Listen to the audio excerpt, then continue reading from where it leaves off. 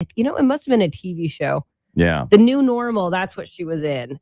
The New Normal, which had Nene Leakes from Atlanta in it. Yeah. All right, so we'll get that in your celebrity rundown coming up. The update on the trial, which is almost over, as a matter of fact. Time is 7:23. Big news. I have some important news for you. Interesting news. It's Blake and Darren's Spilling the Tea with Sandy. Cayman's top news headlines of the day from CMR. Well, happy Friday, Sandy. Happy Friday, Blake and Aaron. Hello. How are you? I'm good. How are you guys? We're doing all right. Fantastic. All right. What do you got for us this morning? Let's start with scammers. Uh-oh.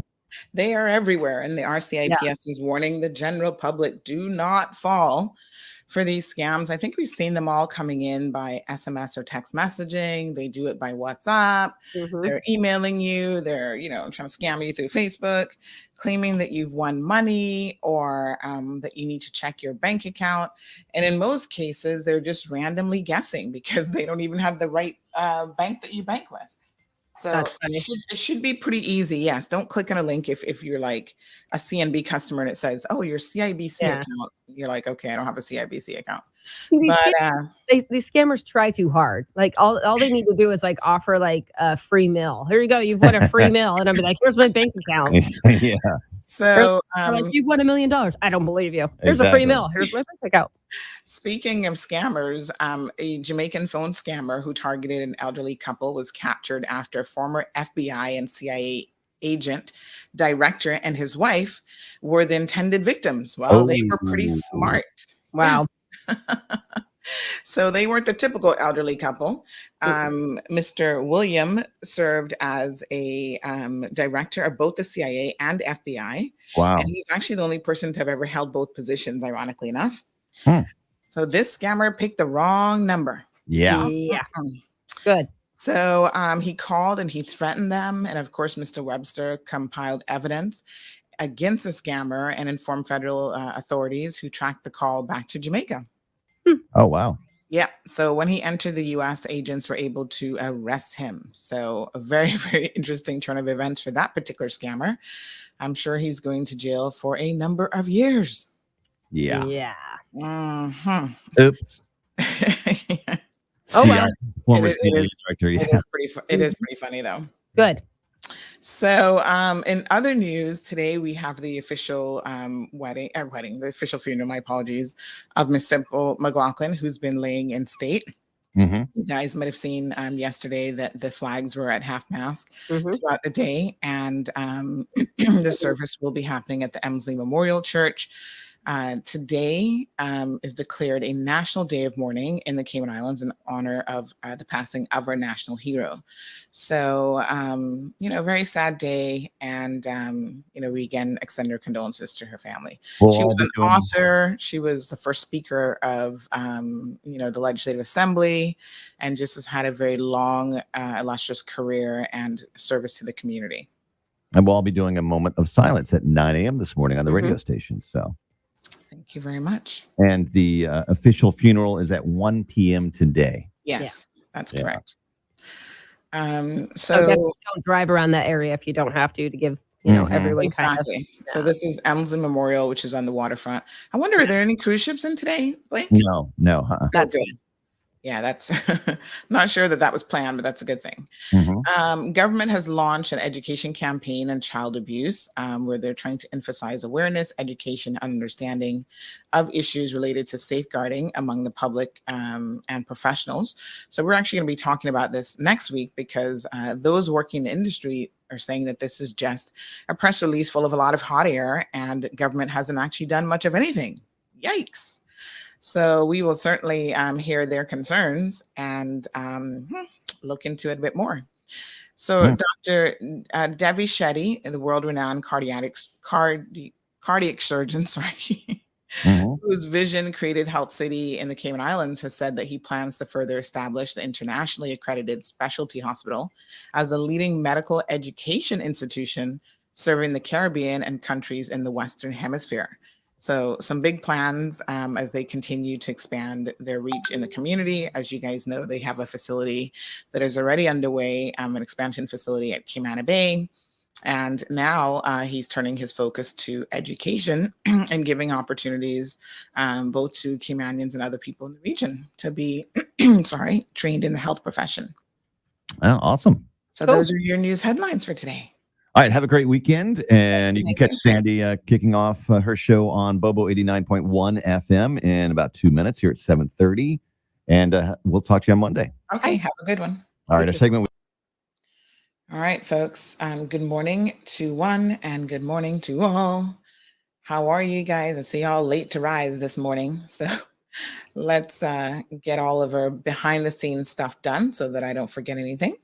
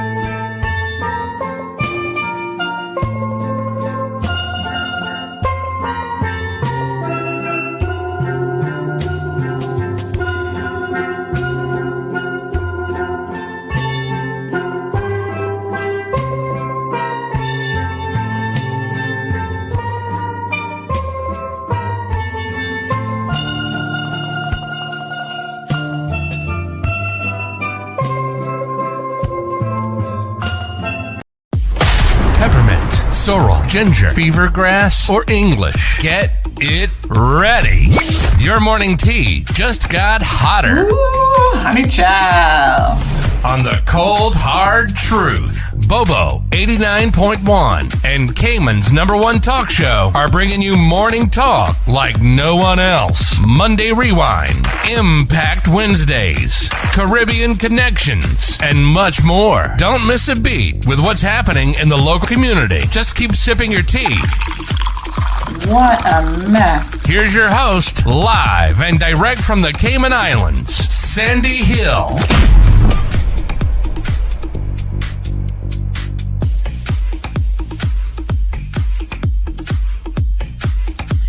Good morning, Cayman. Rise and shine. How are you guys doing?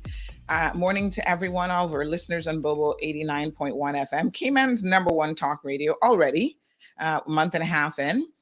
Well, actually, no, almost the 28th will be 2 months in. My goodness.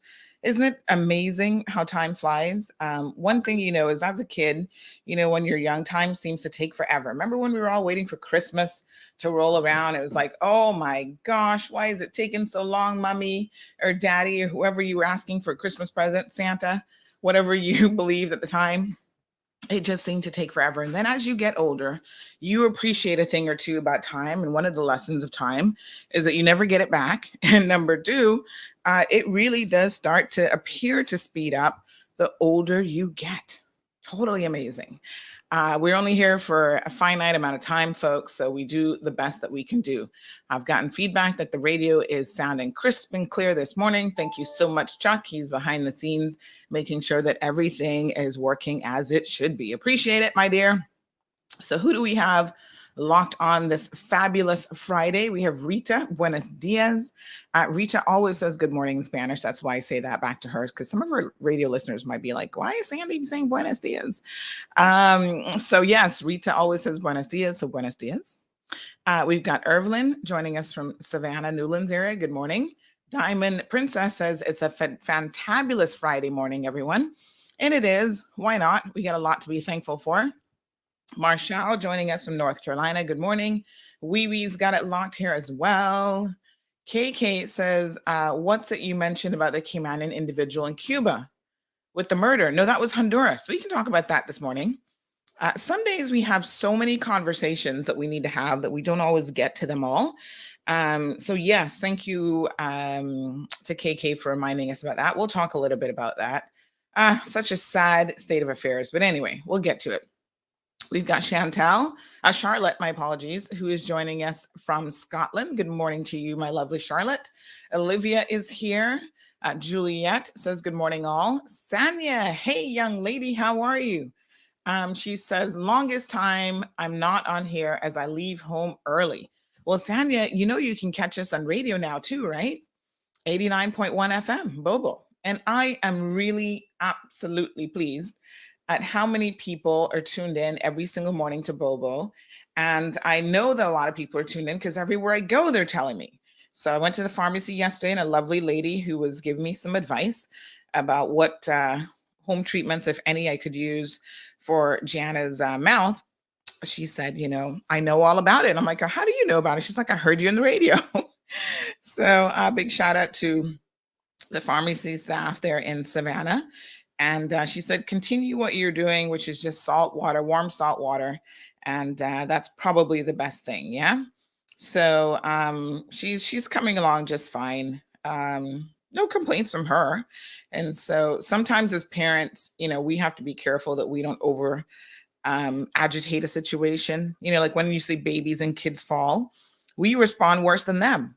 And a lot of times they're looking at us to monitor our response. And when our response is like, oh my God, you almost killed yourself, they're like, wah, you know? So sometimes, I was saying this to someone yesterday, sometimes you just laugh. Like you have to just control your emotions because kids know one thing, and one thing they know is body language. So they will look at you to see what's going on. So yes, just laugh, say, get up, honey, you're good to go, strong little thing. And in your head, you're like, oh my God, how did that kid just survive that fall? But I tell you, babies are incredibly resilient and kids are very, very resilient. Ms. Bonnie joining us from East End. Roses Beckfoot, good morning to you all the way from England. Wow, beautiful. Thank you so much for tuning in. Celine has got it locked. Chantel is also here. Carol also joining us from Jersey in the Channel Islands. Oh, Carol, thank you. Carol recently moved back. Are you from Jersey, Carol? Is that home base for you? But Carol was here in the Cayman Islands for many, many years and was always tuned into the show every morning.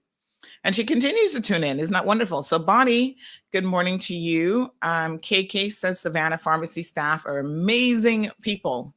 Absolutely. They're the closest one to me. So a lot of times I got to jump in there for some advice. And they're always willing to give it and check things for you. And yes, they are wonderful. We've got a lot of pharmacies. Big shout out to Charles Whitaker. Him and his wife own some pharmacies in town as well. And, you know, all of these pharmacies try to provide, I think, the best possible service.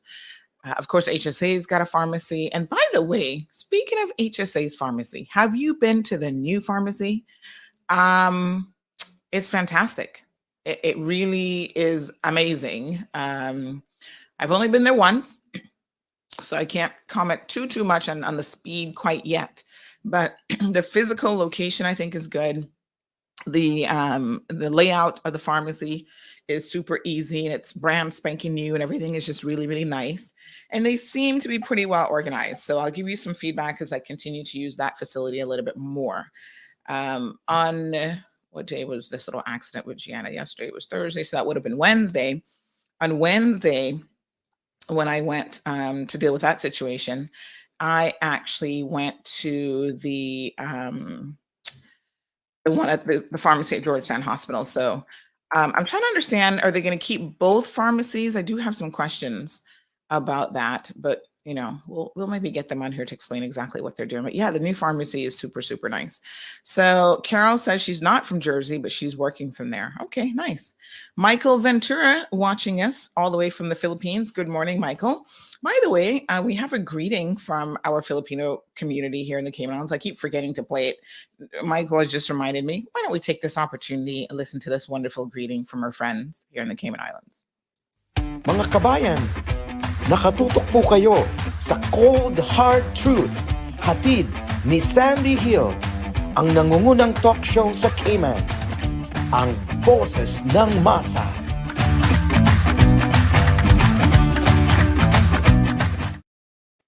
Isn't that the cutest little thing? Didn't understand a word myself, but I think he pretty much just said that, you know, listen to Bobo 89.1, the Cold Hard Truth.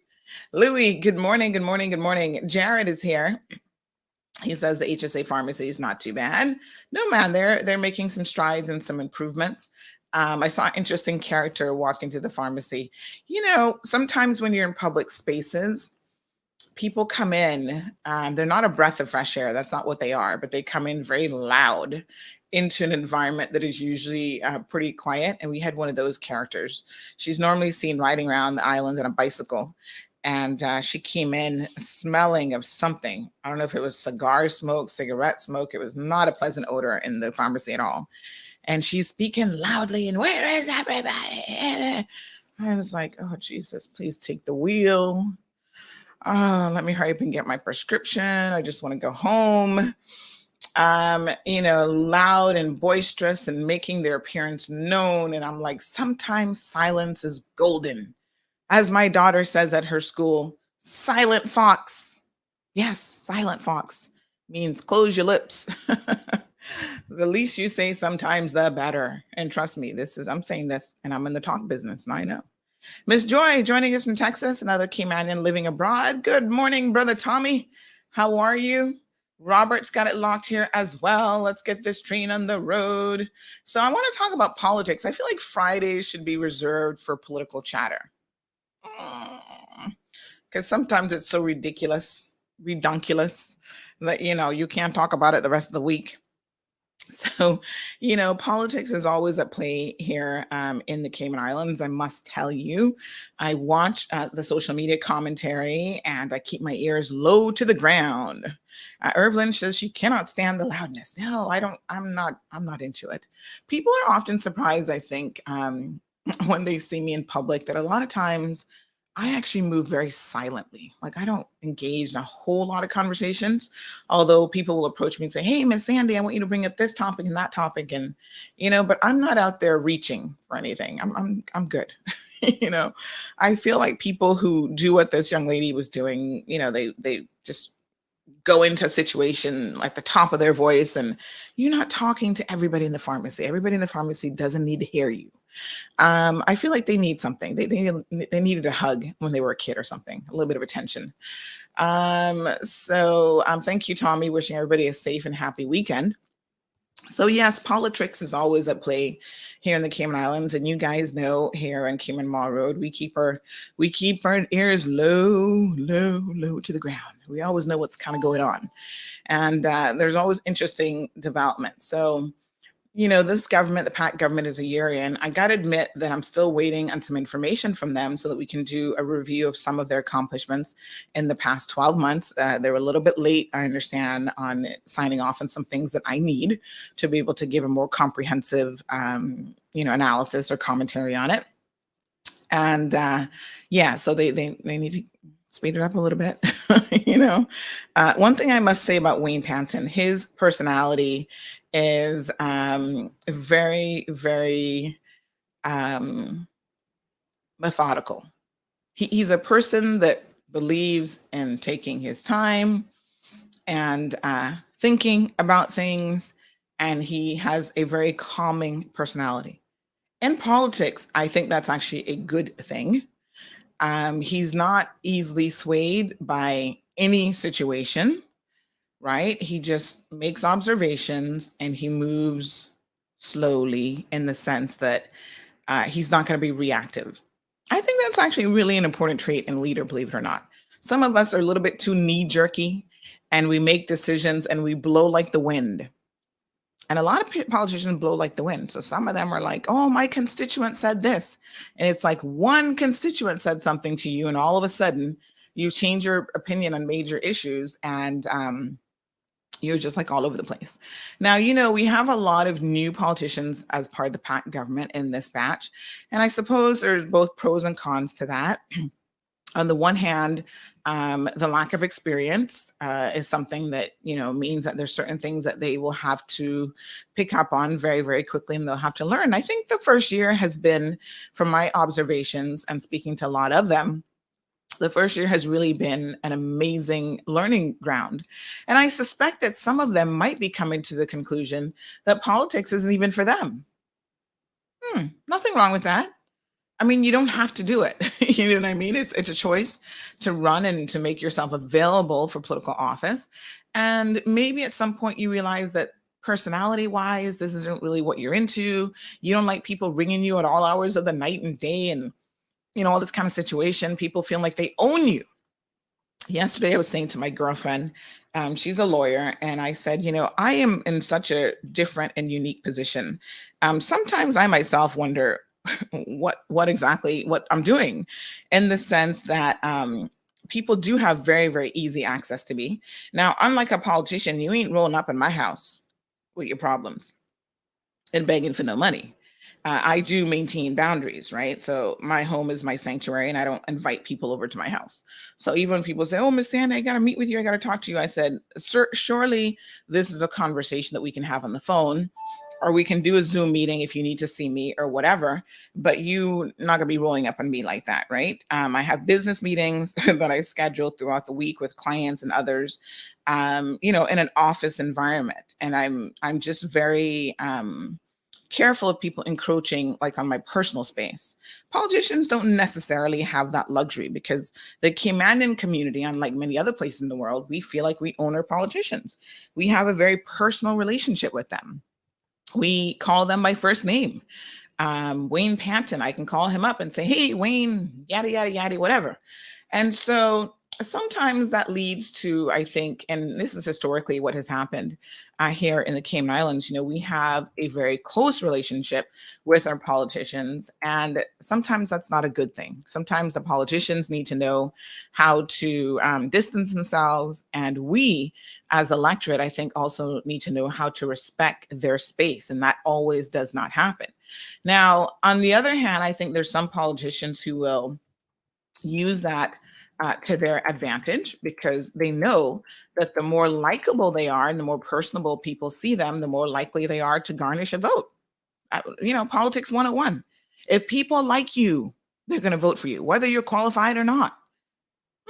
Isn't that amazing?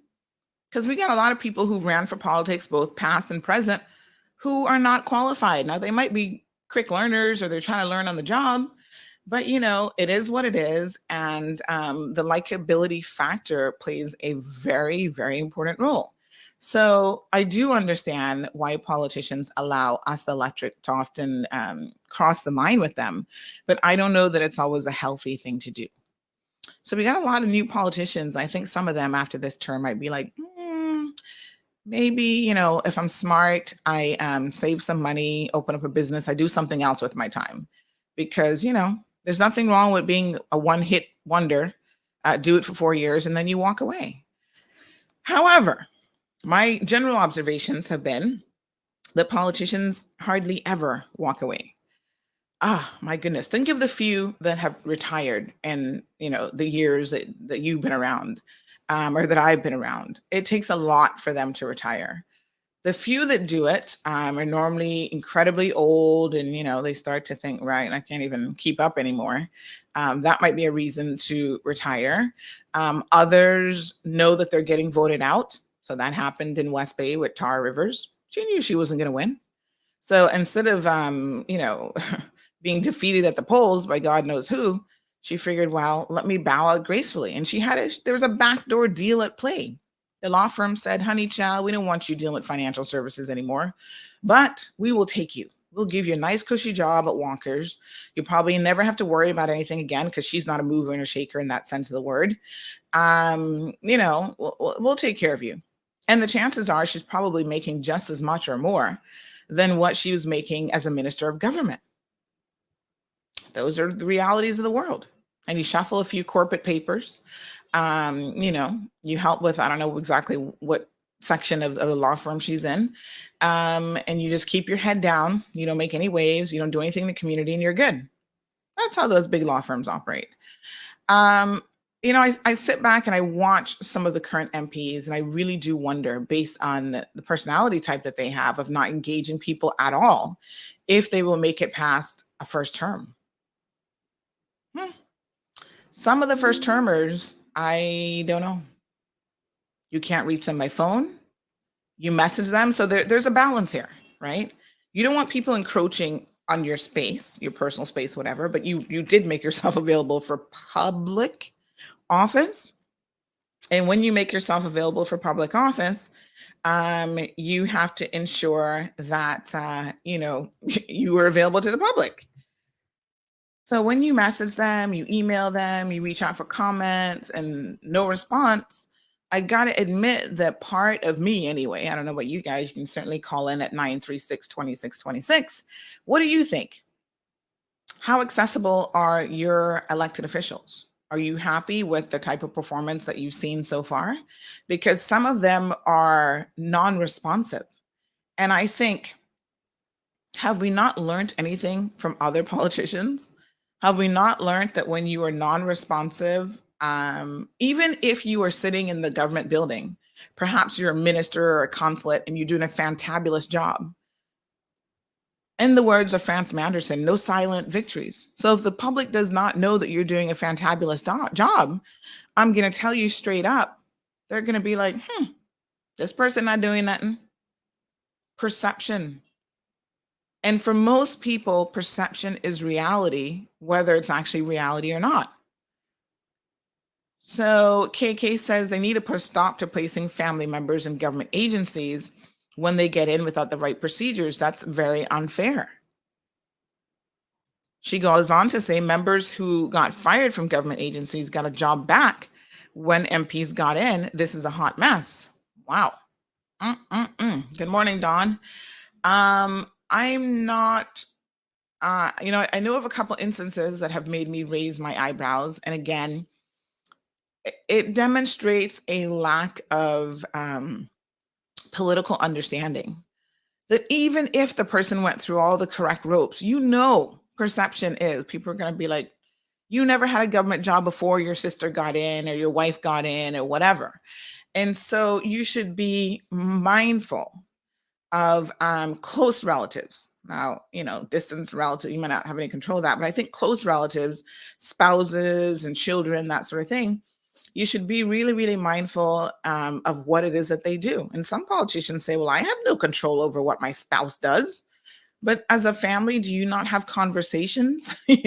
When you decided to run for politics, did you not sit down with your wife and maybe your children, depending on their age, and say, hey, I'm considering putting myself up for public office. And, this is going to be a family affair. And so this means that I can't put you head of this department when I get in or put you in all these boards. I mean, there've been some appointments, I must admit, KK, that really have been like, why would you do that? Now, you guys know that politicians get a monthly stipend. So let's talk about this. So it was originally, I think, under central government, and then they would give the MPs the money, and they would then turn around and they get $5,000 a month, and this is all in the law. They get $5,000 a month for their constituency office, or if they don't have the constituency office, they can still get that money for constituency matters. So give me 1 second here, because I was trying to refresh my memory and all of this. So I did reach out to Parliament to get some correct information, right? So they get what's called a constituency office allowance, right? And that allowance is in the law, and it is $5,000 for either a constituency office, they can use it as they see fit. So if they don't have an office, they can receive the $5,000 for constituency matters. And then in addition to that, they actually get to hire constituency staff. Now, those individuals are not civil servants. And I think this is where sometimes it gets a little bit confusing, because people think that they're civil servants when in fact they are not civil servants. I don't suppose Alric is listening to the program. Alric would be able to tell me the legislation off the top of my head that actually deals with this. If I can get it. Politicians and pay. Yeah, so it's in the law what they get for their pay and allowances, right? And we're going to talk about that here in a second, because I think there's a few things that we need to be reminded of. So yes, they get the $5,000 constituency office for rent and utilities and whatever.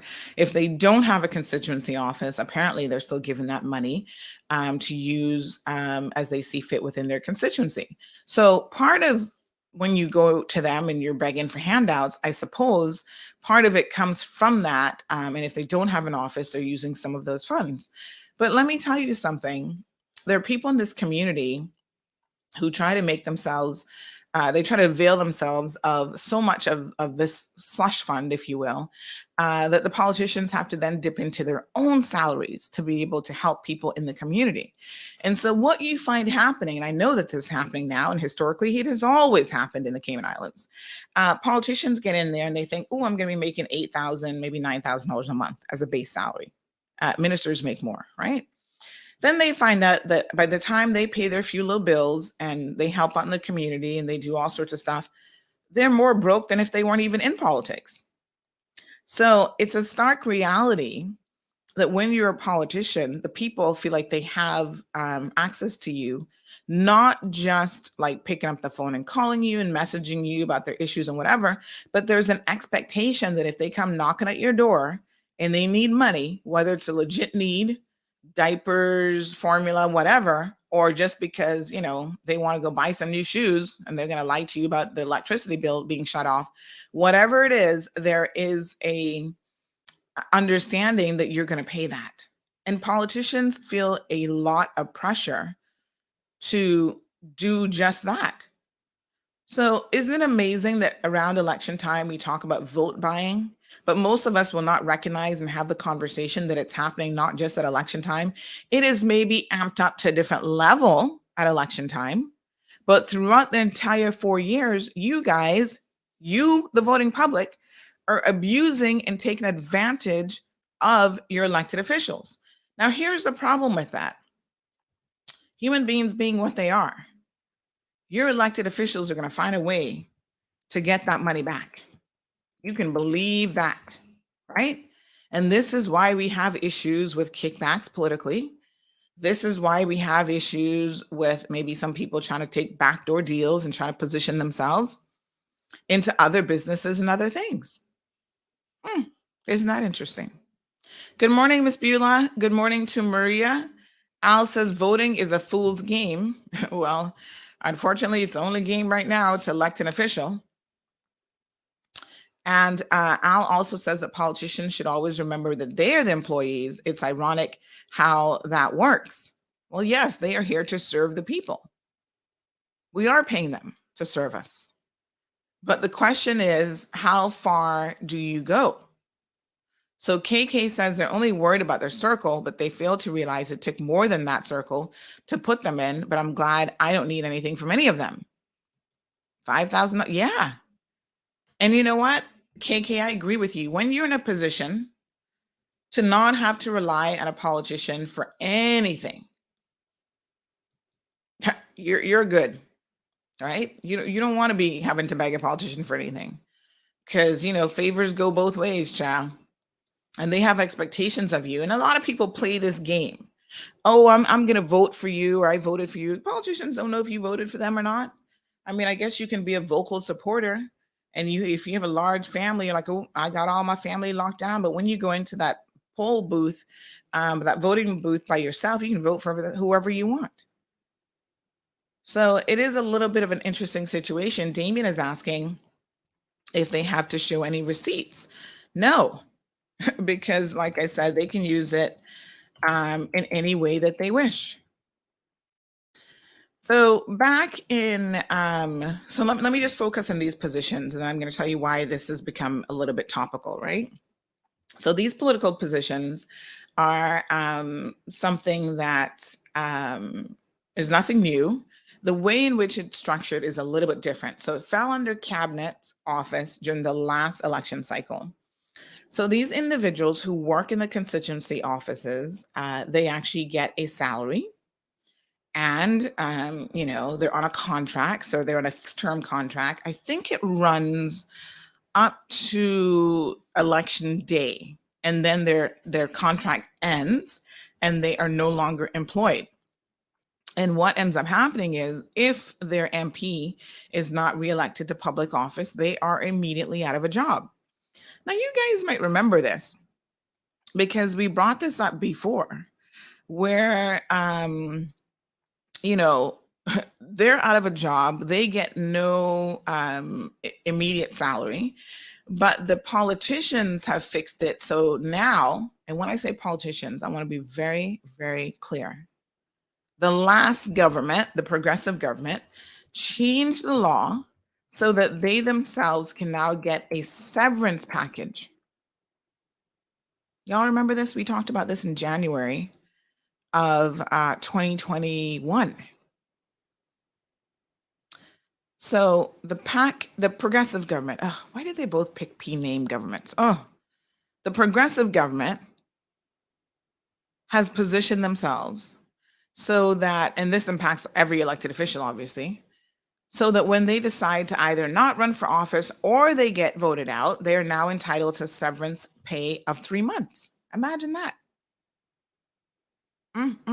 January the 4th, 2021, we talked about this. You guys can go back and have a look at this conversation. So, example, Tara Rivers. She decided that she was not going to run again for public office. She got a severance package of 3 months. Mr. Ezra Miller got voted out of office. He got a severance package of 3 months. Full pay, 3 months. Now, if the progressive government had spent that sort of energy and time looking at the labor law and ensuring that the labor law was a bit more balanced in favor of the workers, the employees, I wouldn't really have much to complain about. I'm just saying, right? Labor law not where it should be. People complaining about all sorts of breaches and just weaknesses in the labor law. And yet their focus before they got out of office was to ensure that they got a salary increase. Now, I remember y'all were confused and you were trying to blame the PAC government for it, when in fact it was the progressive government that put it in place, but they didn't bother to put all the funding and budgeting in for it because they just thought, oh, we're going to get back in. We'll be able to handle this without a problem.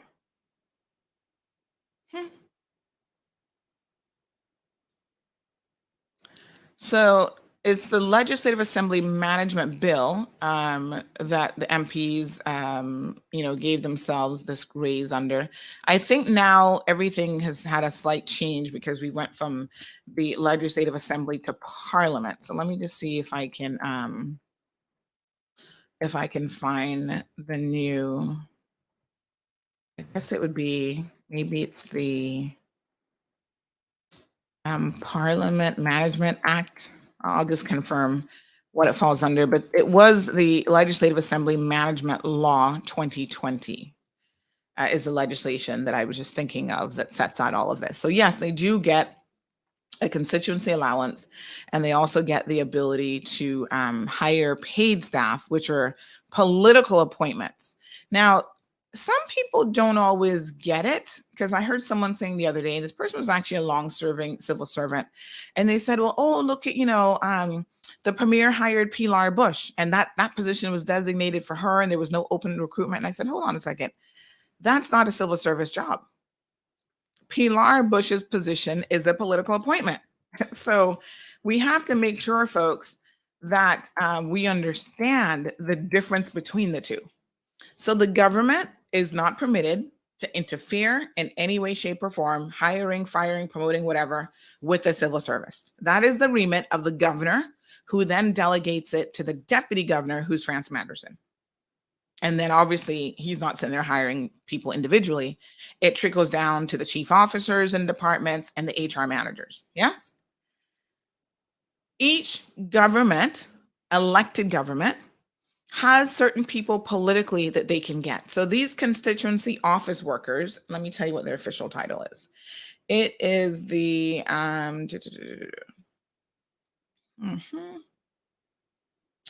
It is a COAA.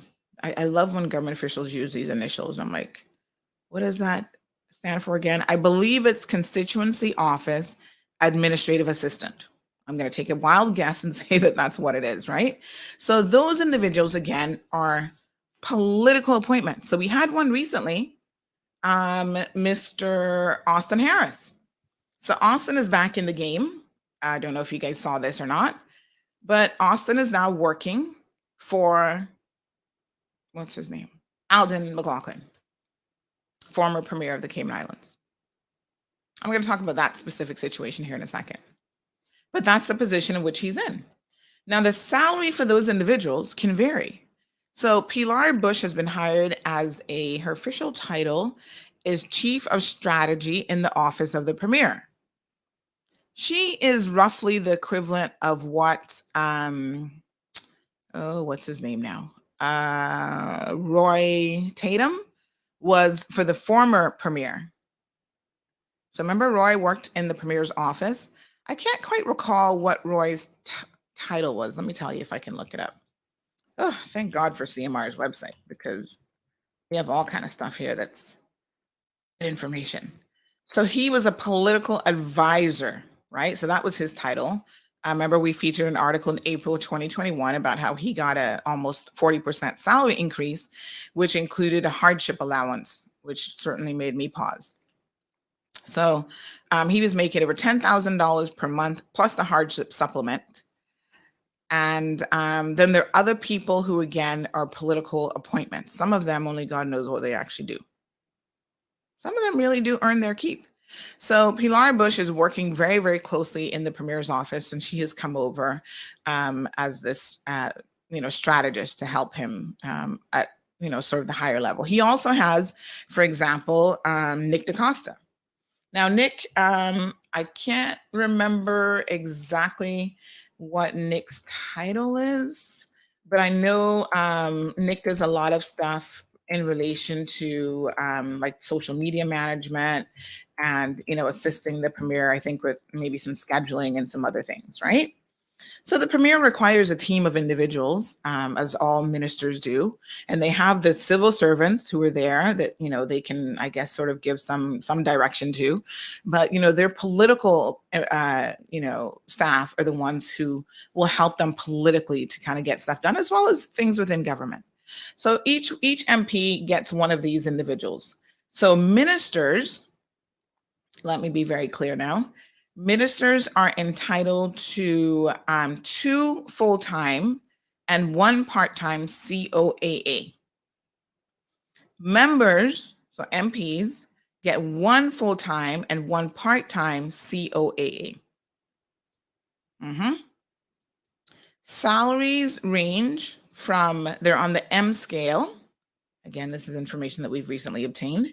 And the M scale means that at point 1, they're making $3,651, and they can go all the way up to point 13, making $4,910. Now, I'm assuming that, I'm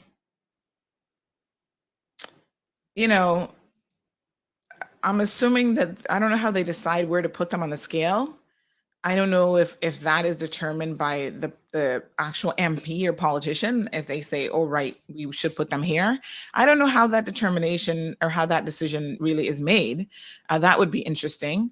Or is it the, because, I don't think POX would get involved in this, because again, this is the political arm of things, not really the civil service per se. So I have no clue who decides where they start on the scale. Do they actually look at a resume and say, right, you've got this amount of experience, so we think you should be here in the scale? That's an interesting question. Any politicians listening that can tell us? So let's see who we know. We have Moose, who works for Kenneth Bryan. So he is his COAA. Now, I don't know, because again, ministers get 2 full-time and 1 part-time. And this is a recent change as well that was made. And I don't know if that was done under the progressive government or the PAC government. I think when it was changed to Parliament, maybe that's when that change happened. They got like an additional person, right? We have, who else is there? Oh gosh, I'm trying to think. Some of them, you don't even know who they are. Obviously, Mr. Alden McLaughlin has just hired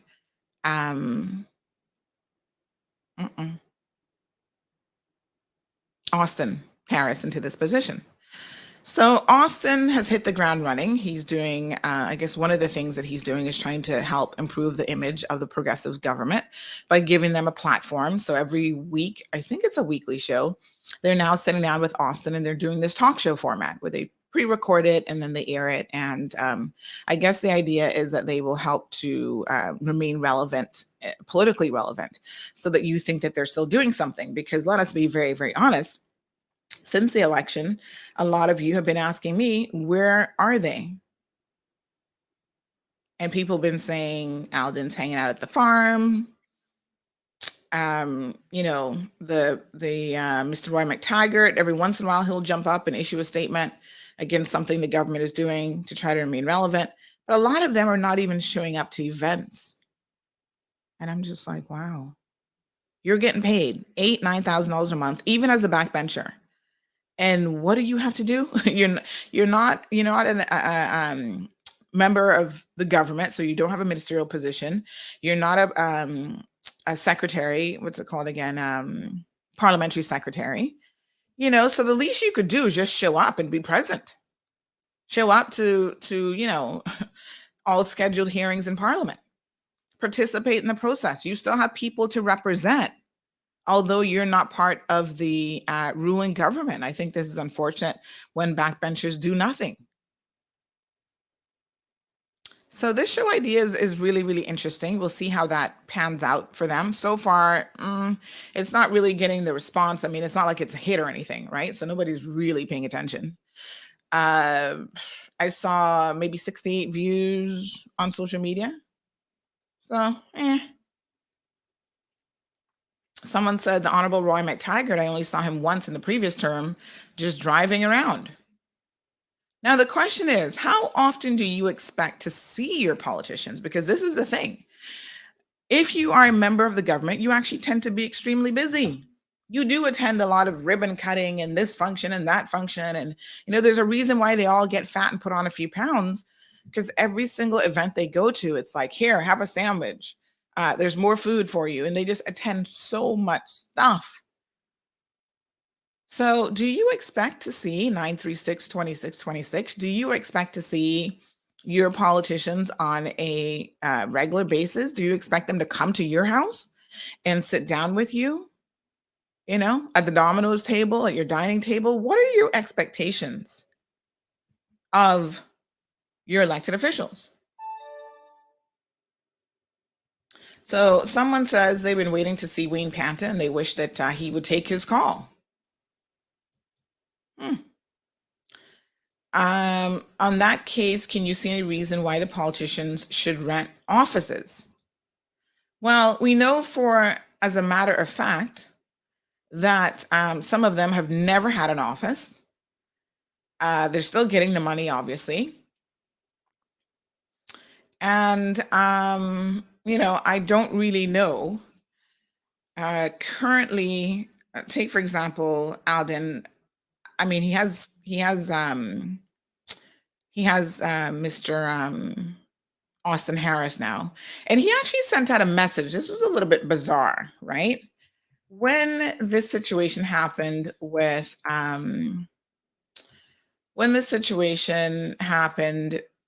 the 11th, when we heard that Austin, I had heard about it before. I'd heard about it early in the month that he was going to be working in the office. So when the show kind of started, Alden actually sent out a message in his group, and I'm going to show you guys this message because it is a little bit bizarre and it only muddled the waters a little bit.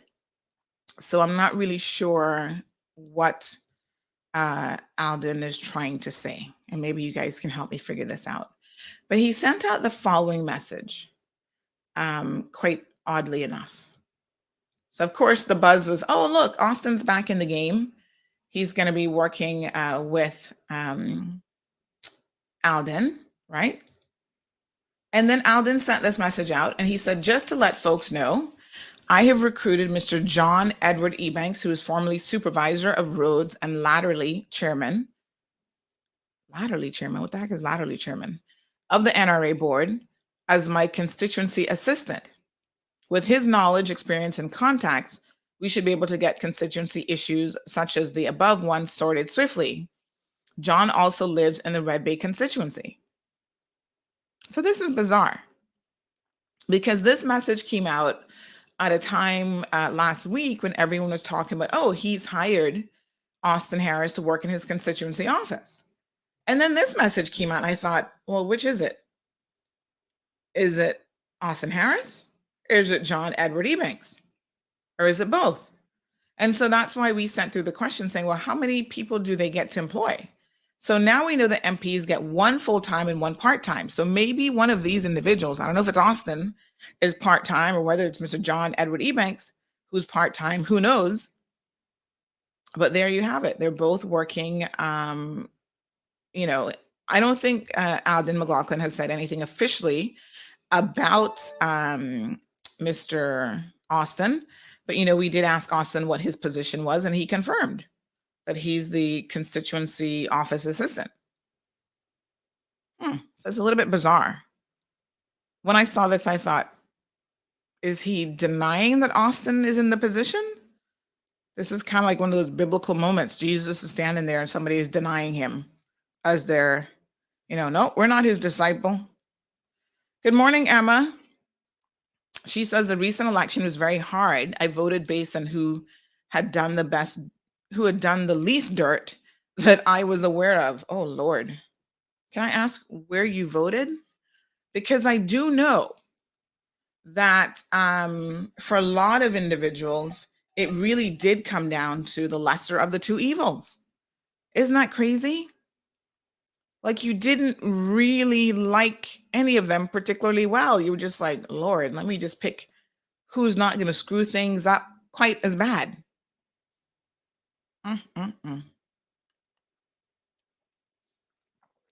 KK wants to hear about Honduras. We'll get here in a second. Lucille says, a very good morning to you and always the people back home. I'd like to thank all the nurses and doctors from Health City who are taking good care of Christine Mitchell. Also, Chris, get well soon. Co-worker, taxi drivers, love you all at home. I can hear and see what's going on. And I love your show. Thank you, Sandy. Like father, like daughter, say, and do not care. I'm guessing, Miss Lucille, you must have known my dad.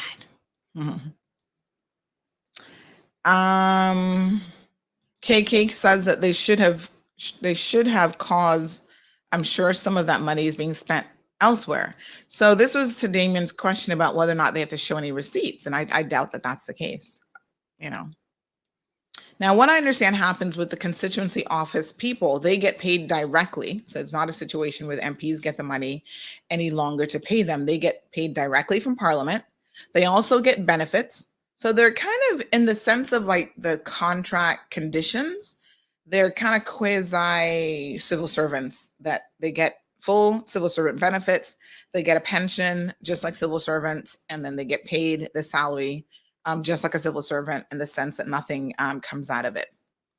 Emma says that we should be able to fire them just like any other employee. We hired them to do a job, and if they ain't doing their job, fire them. We have a handful of elected members with genuine commitment to their constituents, like 20 to 25%. The other, I ain't even seen since election. Stop the effing mama and papa style voting or things will never change. We have a lot of people act according to who they're interacting with. So some very interesting points here, Emma, that you bring up. I can sense your frustration, Joe.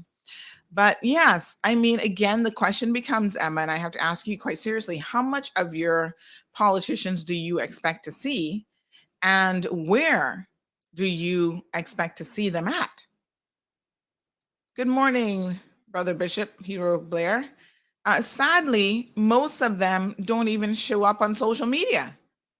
I mean, we are in 2022. The last election was a game changer in the sense that a lot of, elected officials had one meeting, one political meeting, maybe two, and then the big thing at the end, right? Because they were easily accessed. You got WhatsApp, you can message them, you can call them. So the game has changed a little bit in terms of how you access your politicians. They're in your faces if they're on social media, if they're online, if they're on a show, if they're talking to you. Do you feel like that's enough? You ask them a question, you feel, okay, I'm satisfied that you answered the question and that you're doing a job. But some of them have completely disappeared, Emma. I feel you. And this is going to be to their own detriment. I'm just going to switch my headsets here. So they get elected. We've not heard any of them, not any of them. You know who you are. Some of them. We've not heard a word from them since. And I sit back and I go, who is advising these people politically? I don't care if you're sitting in the government building, moving the world. If you're not talking to the people about the world that you're moving, you might as well not be doing anything, because the people do not know. The people want you to go on whatever platform, create your own. I don't care how you do it. I'm not saying you have to come on here, but the people want that level of contact and communication. Some of y'all are going to be one-hit wonders. And there are those of you, like Emma said, you only got in because it was the lesser of the two evils, so to speak. And so if you have a formidable opponent who runs against you in the next election, you might be in trouble. Let's talk about that concept for a second. Magdalene says, remember, after one term in office that they get pension for life. I actually think it's 2 terms that they become pensionable at that level, but we can double check. I do believe it's 2 terms. So here is the odd thing about it, right? For the politicians that got in, there's only 19 members. We had a whole lot of other people who did not get it.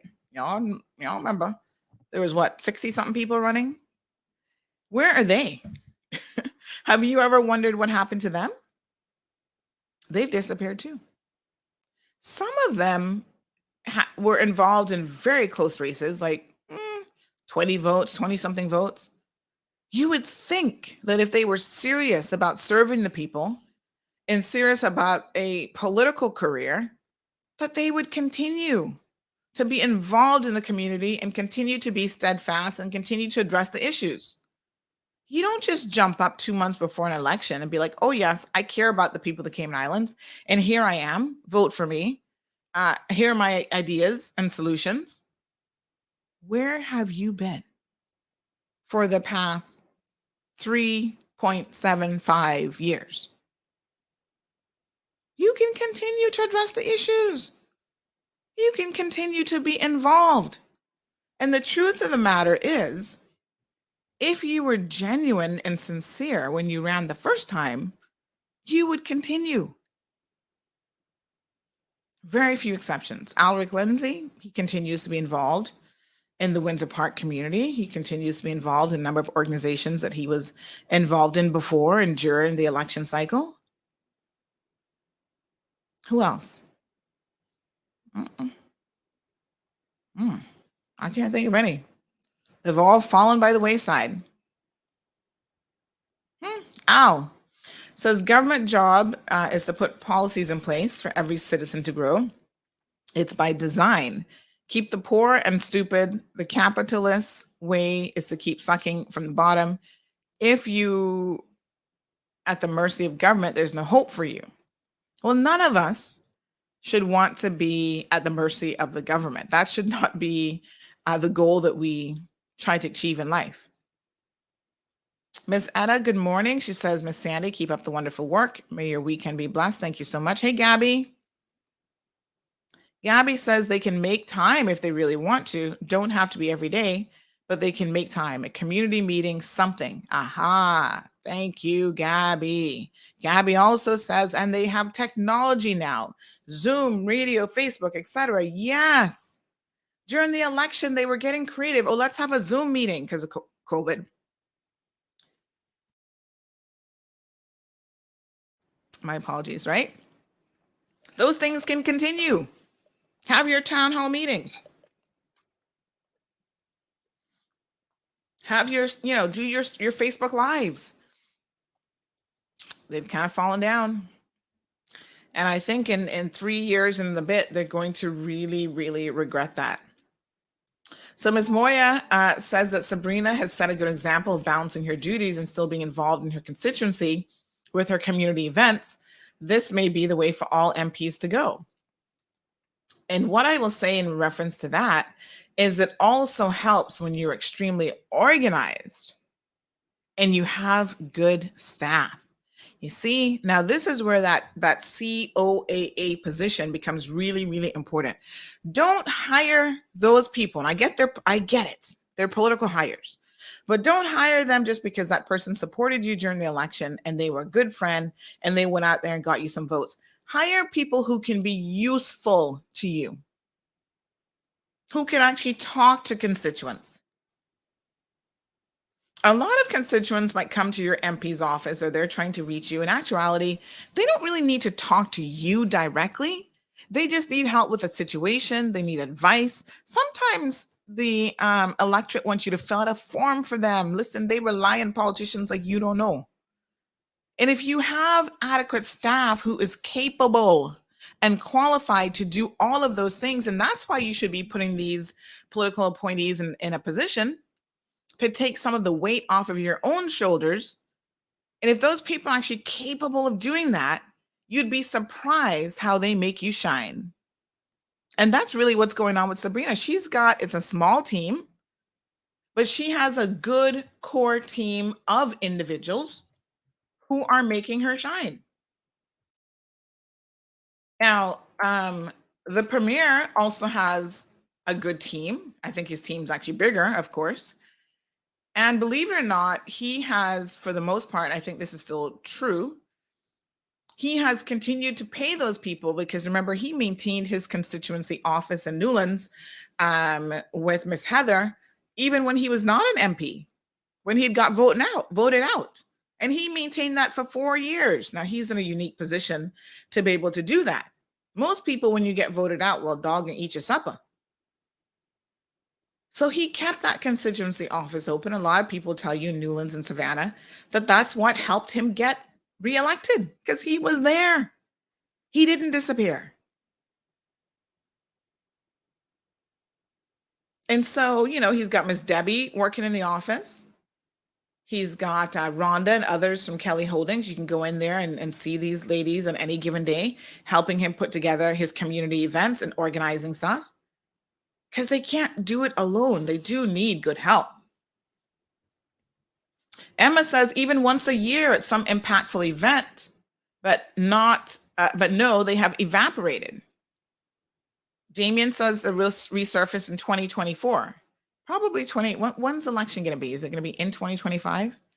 Child, they resurfaced 2 months before the election. Fatima says, speak the truth, Sandra. Yes, big trouble, yet Caymanians get $6 minimum wage after raising their salary.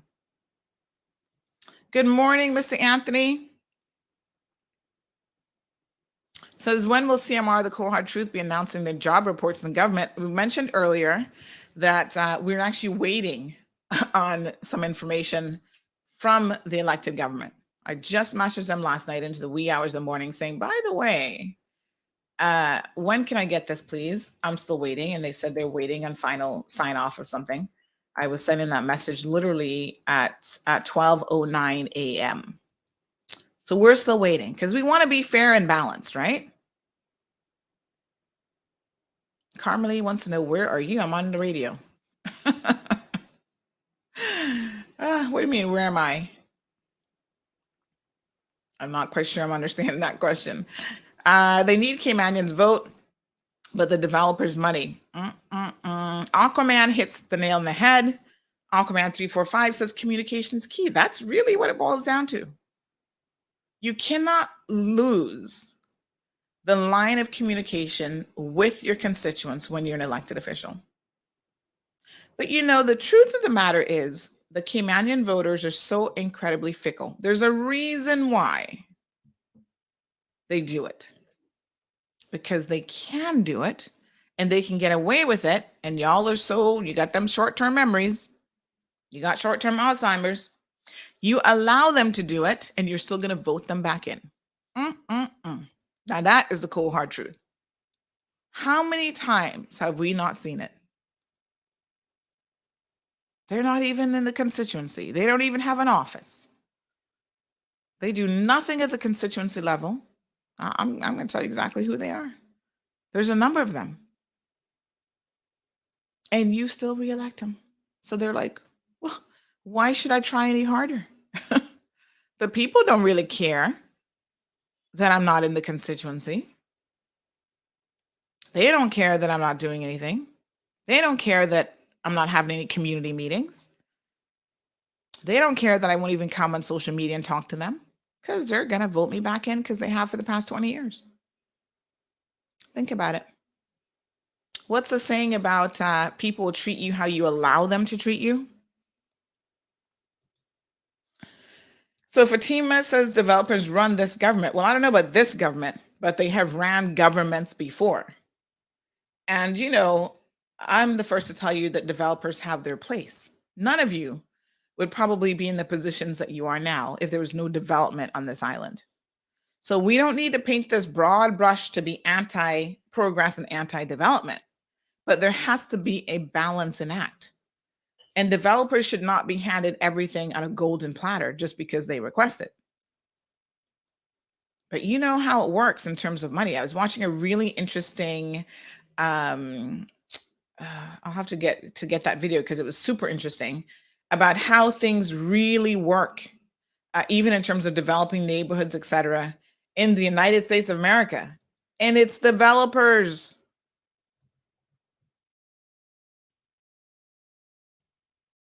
I'm going to get this video. Because it's an eye-opener.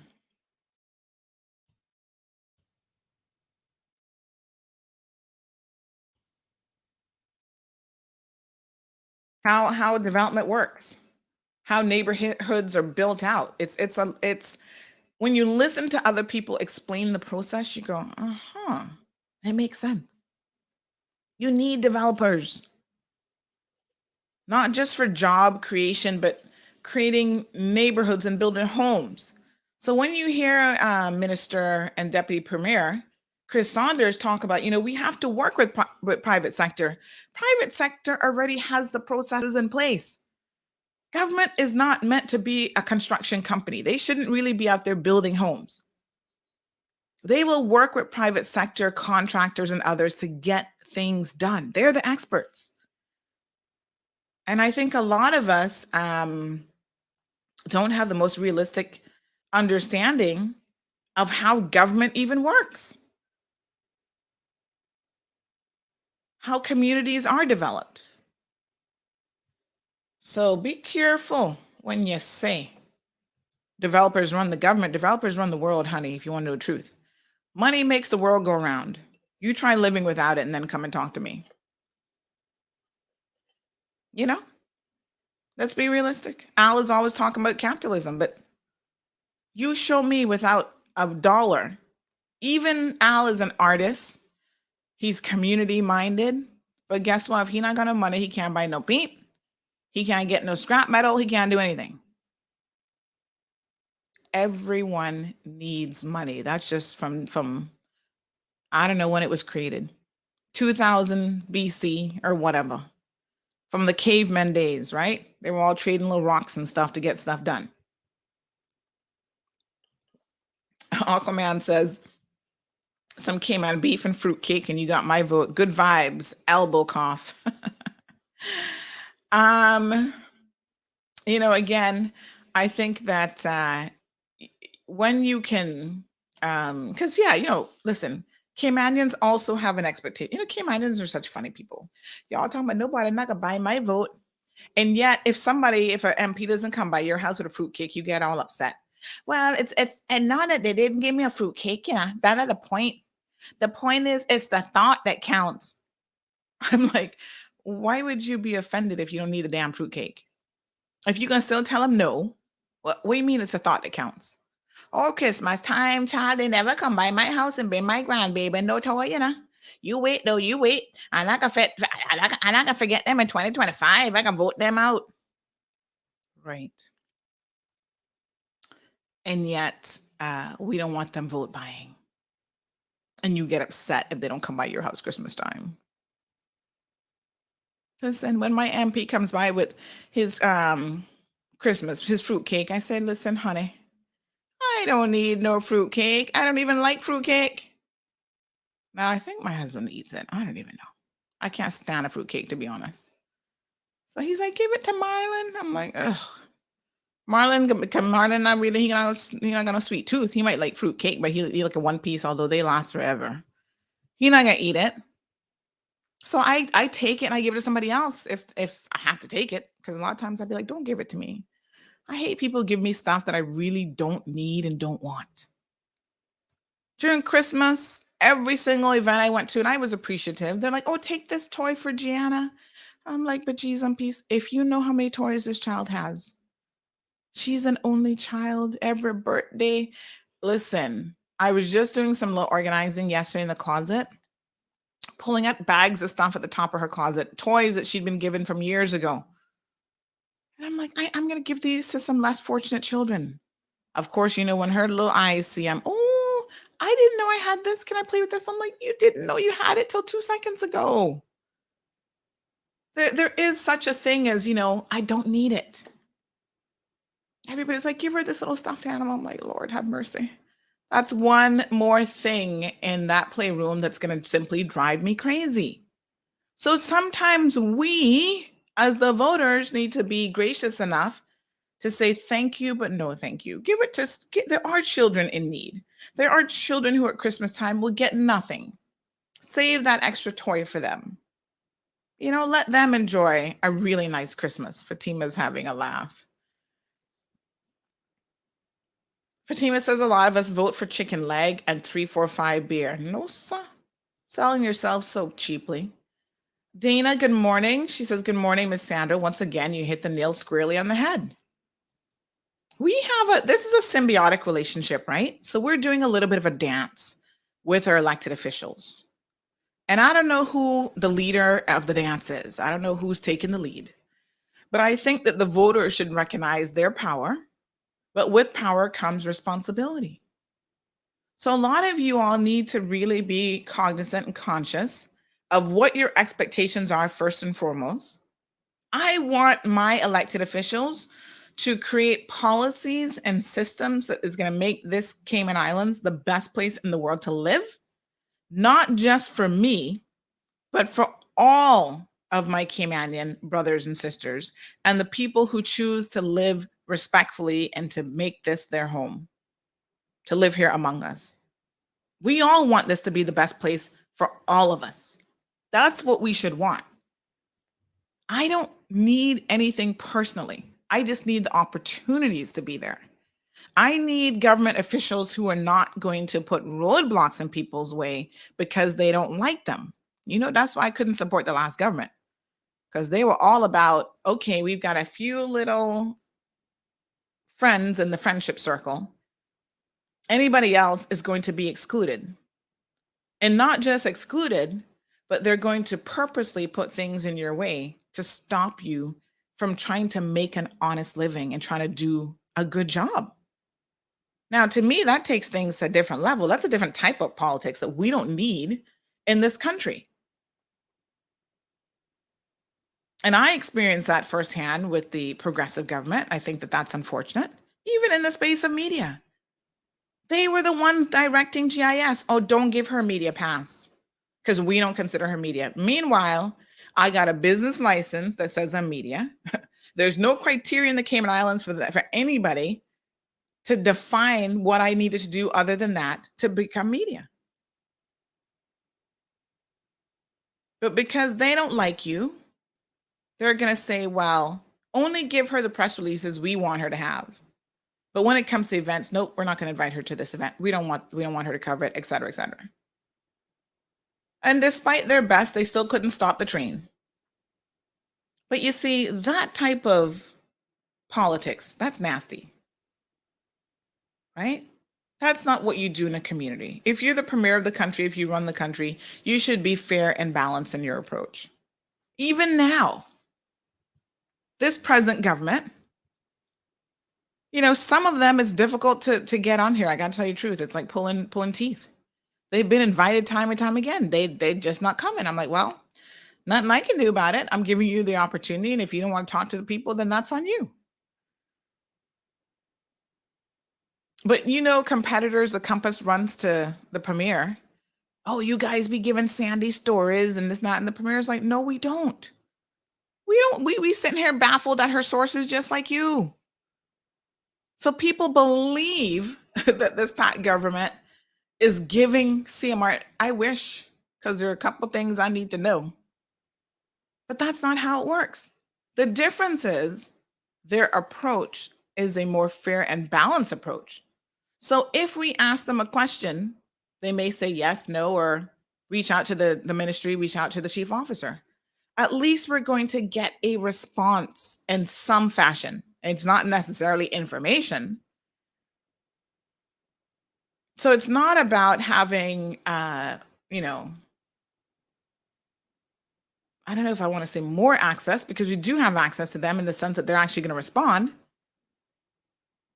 But it's not like an inside track. It's just that they're actually just being more fair and balanced. And there are ministers who have been on the Compass platform more than they've ever been on CMR of this current government. And listen, if that's what they want to do, that's what they want to do.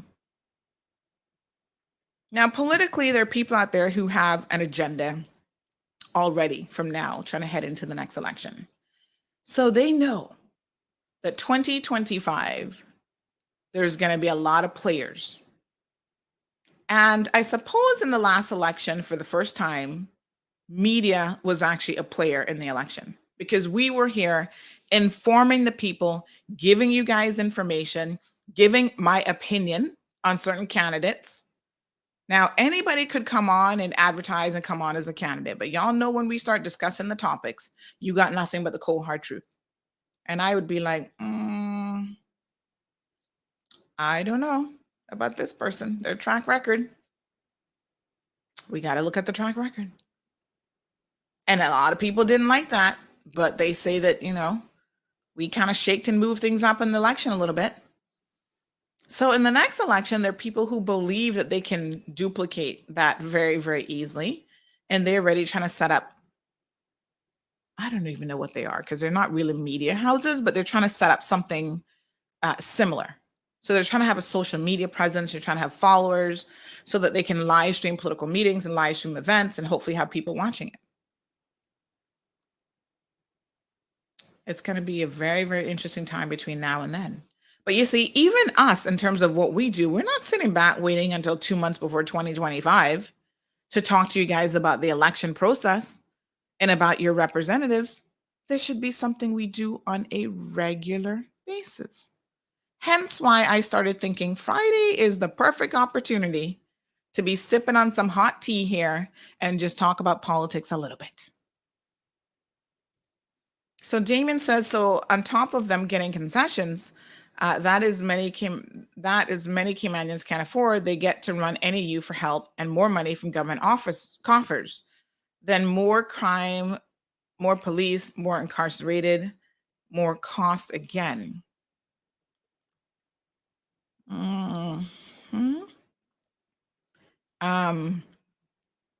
Who's they? I'm a little bit confused when you say they get to run NAU for help. Who's they, Damien? Miss Bonnie says, no comment on this topic. What is happening now has been happening from the late 70s. Yeah, this is nothing new. I'm not telling y'all anything new. Really, we're just discussing it. I mean, y'all been around the block longer than me. Y'all should know what I'm saying is the truth. Debbie says, Sandy, you just made me spill my tea from laughing so much. Oh, Lord, don't burn yourself now. So Al says, strange how every 4 years, some politicians are voted out based on not doing anything. For the less fortunate, they keep voting them in with the same mindset. That's what I mean by saying voting is a fool's game. If you don't vote, any other fool will vote them in. Yes, well, you have to vote, Al. That's just it, right? And like I said, sometimes the choices are not all that interesting. Like you got to just pick one or the other. Damien says, yes, short-term memory, next fruit cake or turkey came around, or even just a corned beef sandwich at the rally time. Child, people, you can buy them for their belly. That's for sure. Even when they bring around the turkeys, I be turning them down too. I don't want a frozen turkey, child. I'm not cooking that thing. I'm like, no, I'm not gonna space in my small little freezer. You keep it. Give it to somebody else who needs it. Emma says, run down the road of construction and tell us who's building all of these new commercial buildings. Are these people aware of something the regular public member is not? How far down the lane of middle class elimination are we? And another question I'd like to answer. Well, Emma, in relation to that question, I must tell you that behind the scenes, I am in the process of doing a little bit of research. So bear with me because I don't profess to be an expert on a lot of different things, right? I believe that honestly, that I learn and I speak to the experts, and they're the ones who can guide me on certain things.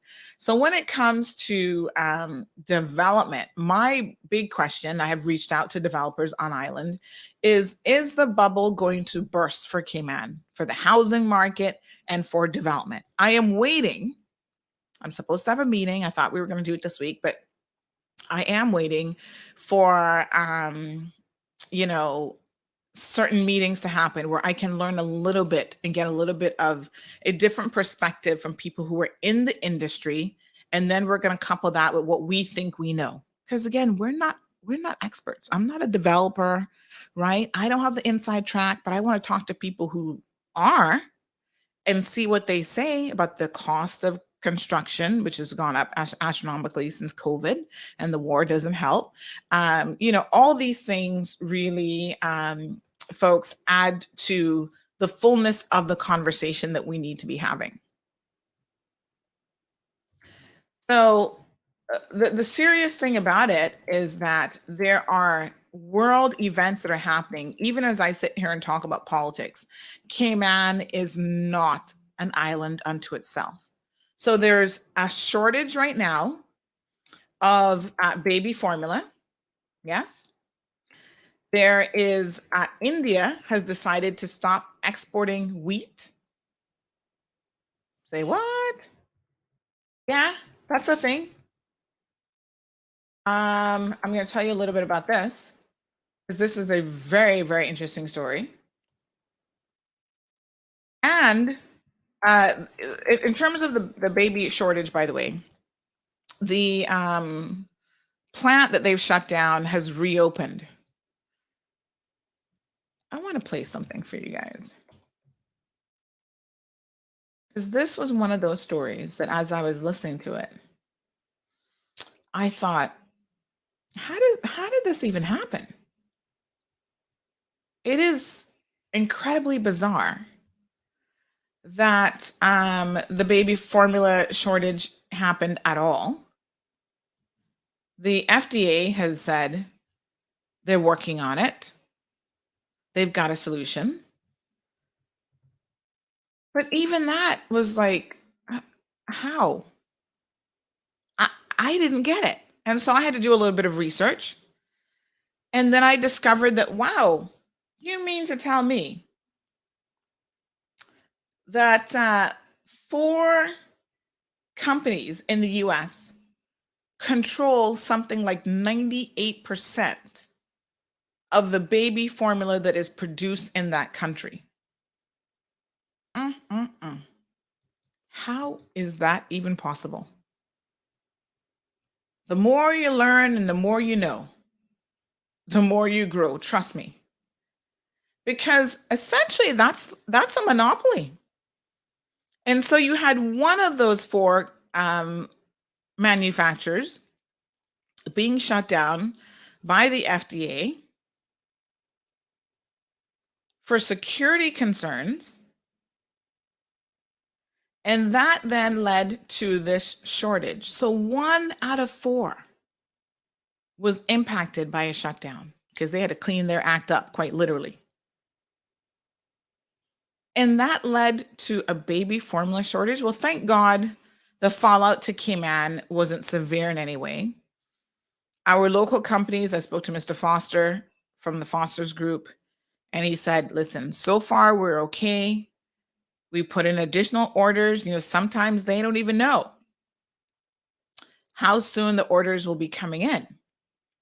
But they, just as a backup, contingency plan, they decided to go ahead and order some extra. Saw an individual on Facebook show a picture of women. I think this was in, it looked like it could be the Philippines or something, right? And the women were there breastfeeding their babies, and the comment was like, look at this. There are those who breastfeed and there are those who don't, but who's in a better position now, or something like that. I want to be really, really careful about this, because at the end of the day, folks, breastfeeding can be a choice. And at the same time, there are people who don't have a choice. There are people who cannot produce milk for a number of different reasons. So I don't want to judge any woman's situation. We all know that breastfeeding is the best possible option. We rely on imported goods into the Cayman Islands. We can't sustain anybody here with local farming. It's not at that scale. I think food security is a big issue. A lot of people are talking about it these days. We have to think about options, because more and more we're recognizing that the bigger the world gets, and in some senses, the smaller the world gets, it's so much easier in 2022 to get goods from overseas, but we become completely reliant on goods from overseas. And so that means that if something happens in the chain supply of those goods, we're going to have a problem. Isn't that something? And that problem can mean you might have no formula for your baby. You might not be able to feed your baby.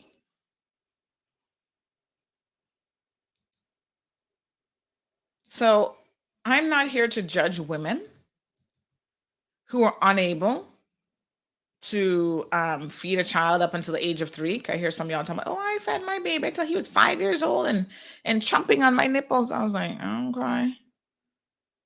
We know breastfeeding is best if you can do it.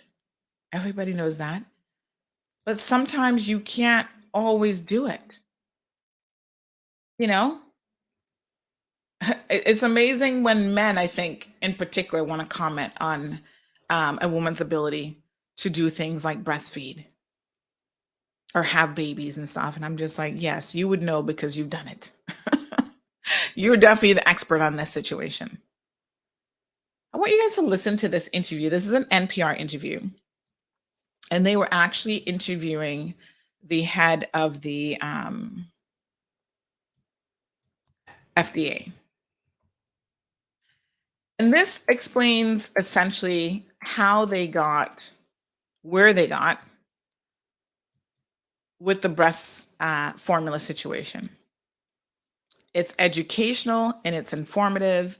And there's also a bit of a cautionary tale in this, even for us as we sit back and we watch these world events. How many of you knew this morning that India has stopped the export of wheat? What does that mean for us? You do know that wheat is used for everything, from bread to crackers to like everything.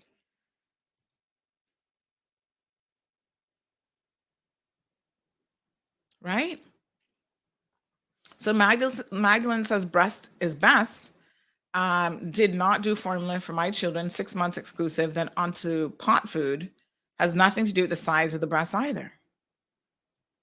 Magdalene, consider yourself fortunate, because there are some women who are unable to do it, like I said, for a variety of different reasons. Listen to this.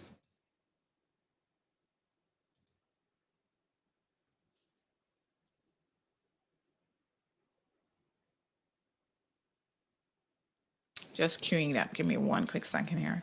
I did see some other comments. Let me just read a few comments while we're waiting on that. Someone says,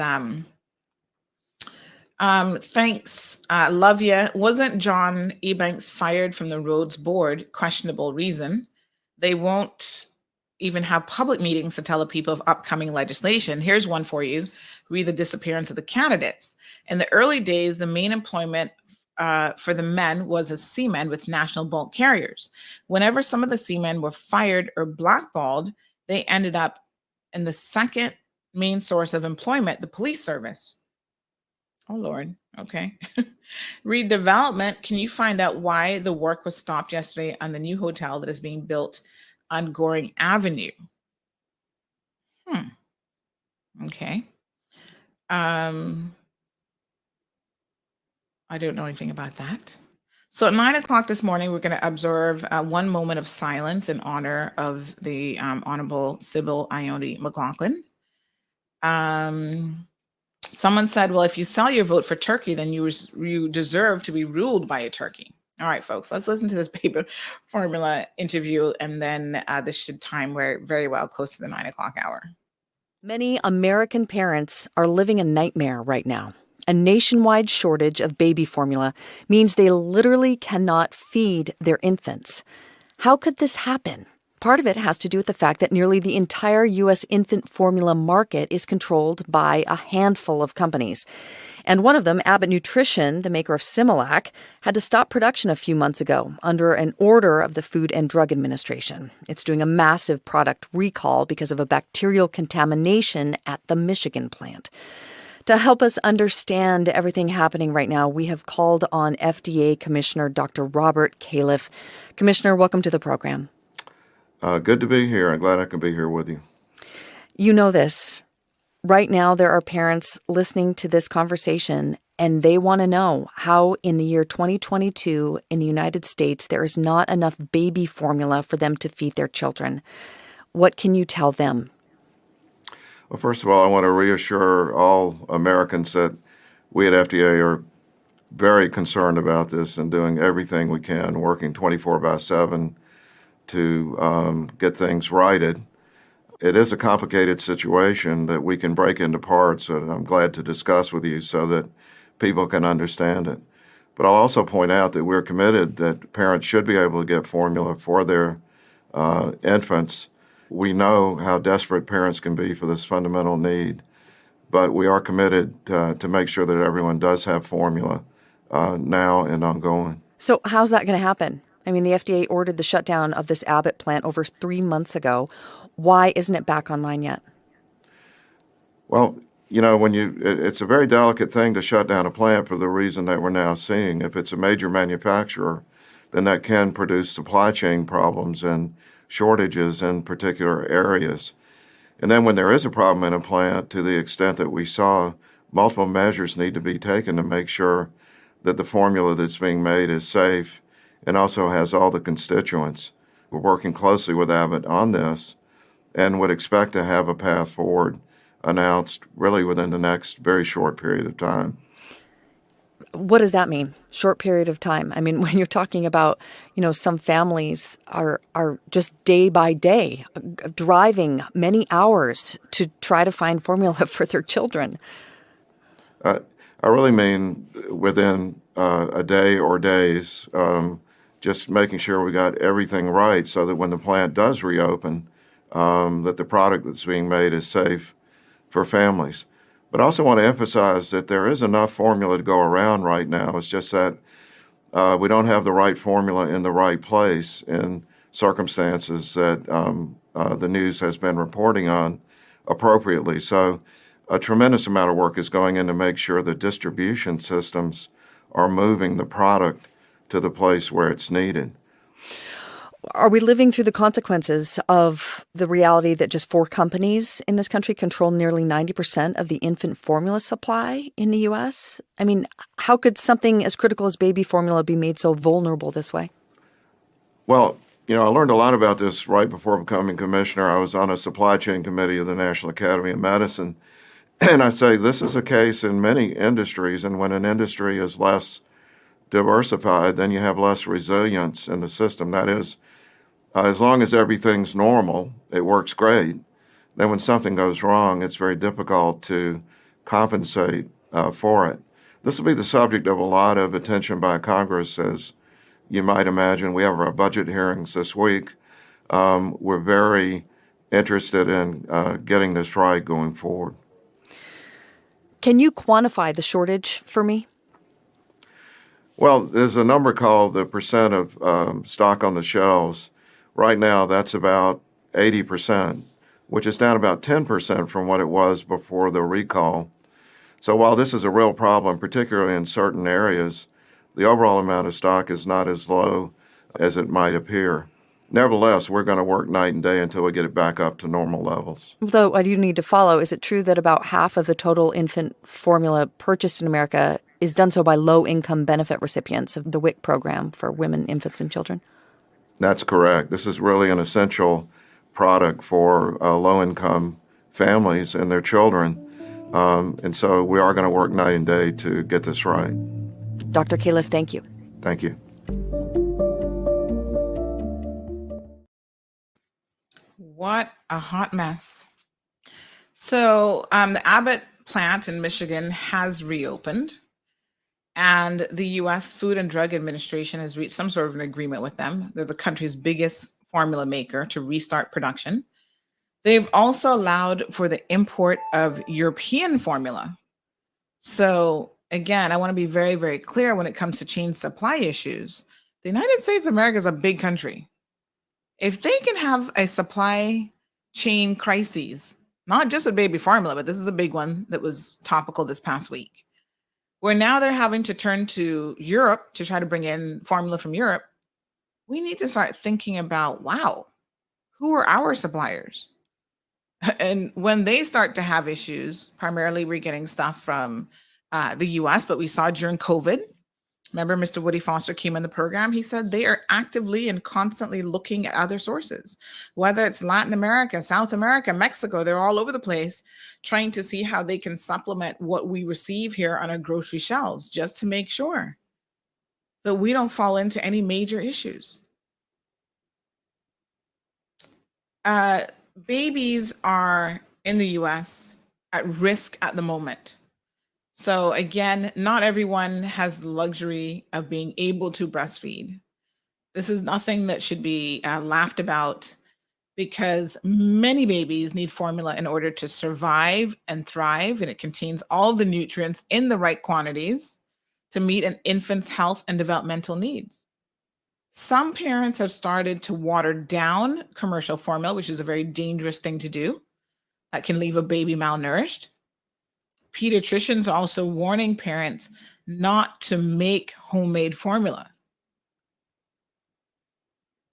So the plant was closed, this Michigan plant was closed in February after contamination of a deadly bacteria was found.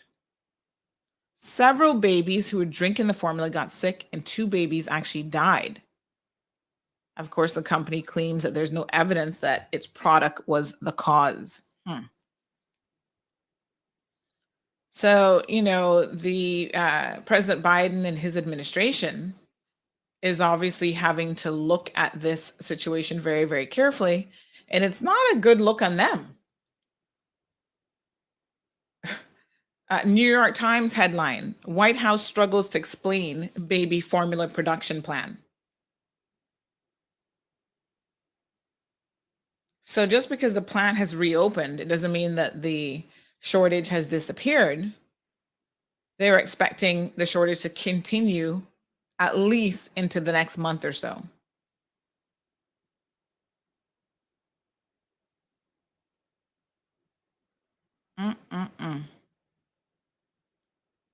Listen to this.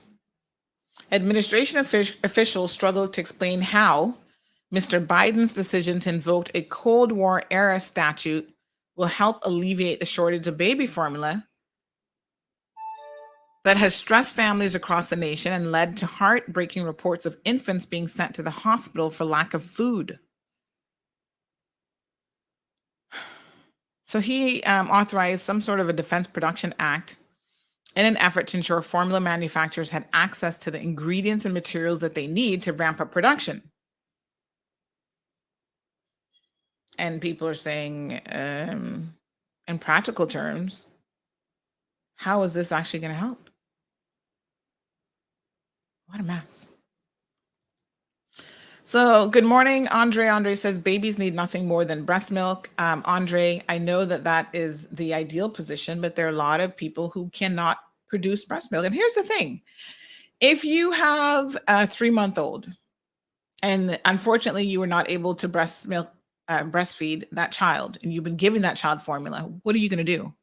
You can't just all of a sudden start producing breast milk at 3 months if you don't have any. So again, I know that we want to tell women how their bodies work and all that good stuff, but you have to understand that there's some logistical things that are happening here that you just can't do anything about. And so if a child needs formula, a child needs formula. Okay, KK wants to talk about Honduras. All right, KK, let's do it. Magdalene says Cal may have to do some cargo flights to South America and other Caribbean nations. Denver says amid upcoming American recession. Andre says get breast milk from another lactating mother or substitute with hemp milk. Again, hemp milk is not the same thing. Formula isn't just milk. I hope y'all know this, right? It actually has things in it that offer a baby what they need nutritionally. Some people believe in getting breast milk from others, and I must tell you that whilst this has been a practice, that has been used before. I mean, in slavery days, a lot of those women didn't breastfeed their own babies; they made the slaves do it. But I think there can be some dangers getting breast milk from other people. You just have to be careful of that. And again, there are a lot of people who cannot produce enough milk for themselves, much less others. So that may or may not be a viable solution. I mean, I don't really know. And people still feel a little bit weird about sharing breast milk. I mean, if that parent has something that can be passed on to your child. So, you better make sure you get a clean bill of health and make them test for everything under the sun before you decide to do that.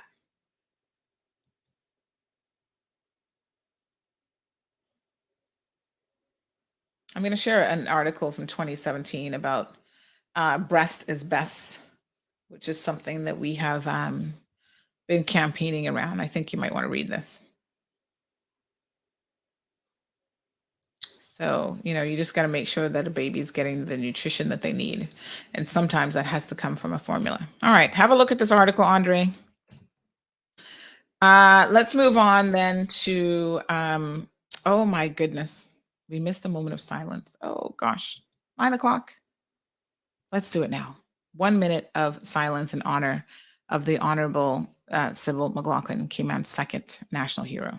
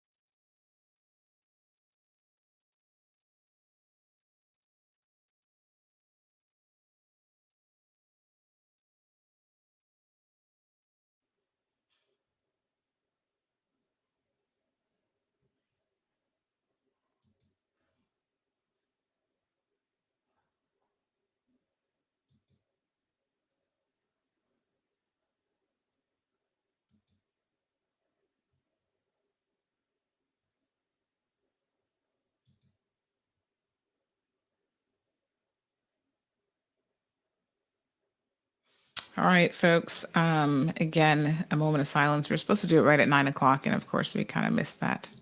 But hopefully, a lot of you were paying attention. And Sandy, it's 9:00. Stop talking. Okay. The official program is out, by the way. Funeral services at 1:00. We'll live stream it here on CMR. So do check it out on our social media channels. Right. Give me one quick second.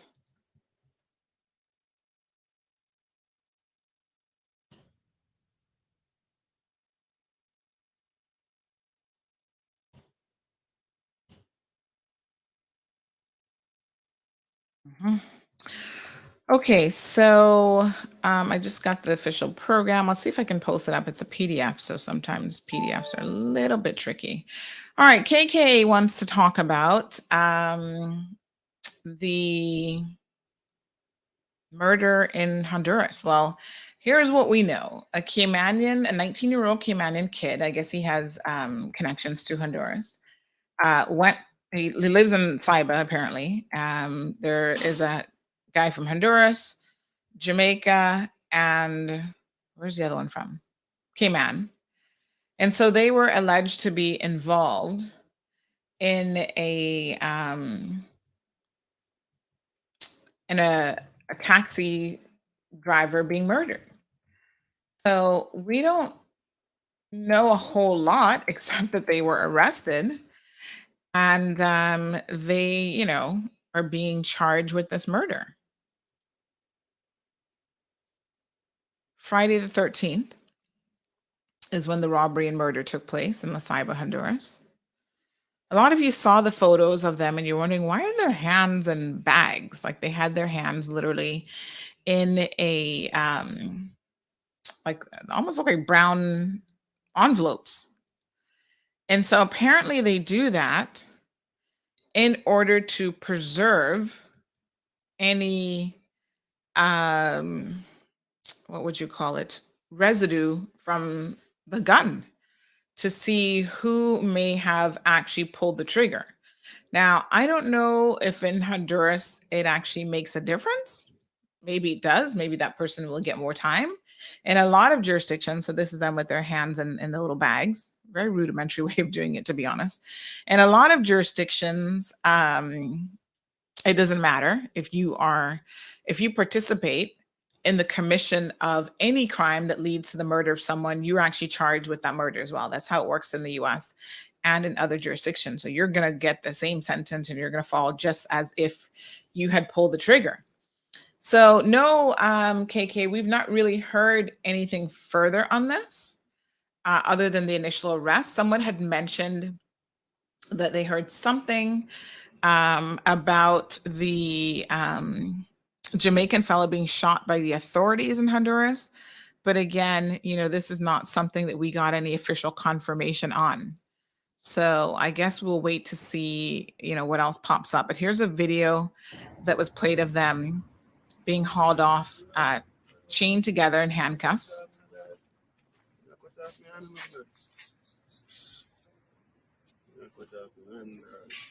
That's a Jamaican fellow in the middle complaining about the handcuffs are going to cut off his hands.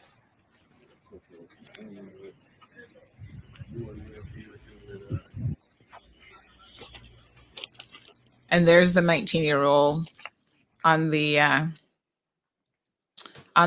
left, Caymanian, they say, Jaden Woodman Webster. The Honduran guy's in the red shirt, 41-year-old, and a Jamaican guy who's 25 years old. All three are suspects who were said to have carried out a murder in La Isla neighborhood. And they were arrested reportedly minutes after the crime was reported because they were attempting to escape in the car of the victim. And they caught them a few blocks away from where he was killed. So they seized both the murder weapon and the vehicle. And one thing about Honduras, I must tell you, they do things very, very interesting in a way, because they put up their, when they arrest people for murders and whatever else, they put them up for the public to see. So they actually, like the media, the second they arrest you, wouldn't it be interesting if Cayman did this? They parade you in front of, they parade you in front of the media, and they will have you take pictures and the works so that you can see it. It's pretty interesting. They do it with all sorts of criminals. So I don't know what more we can tell you, KK, except, it happened. And I guess we will await the results. It seems like a pretty open and shut case in the sense that they were caught almost immediately. They caught the weapons on them, and it just happened very, very quickly. So sometimes your hope of getting away with real crime like this is going to be little to none because um, thankfully some mistakes must have been made and they were able to nab them immediately. Like I said, someone sent us something saying that the Jamaican fellow was shot, but I haven't actually seen that in any independent media sources, so I can't say if that is the case or not. But such a sad thing, 19 years old. And believe me when I tell you, I suppose at the end of the day, I don't have to tell any of you that a prison in Honduras will not be northward. What a thing. Poor little kid. Look, I mean, look at the body language of him here, walking, right? He looks like a kid. Look at him, poor thing. Except he just took a man's life, so now you're an adult.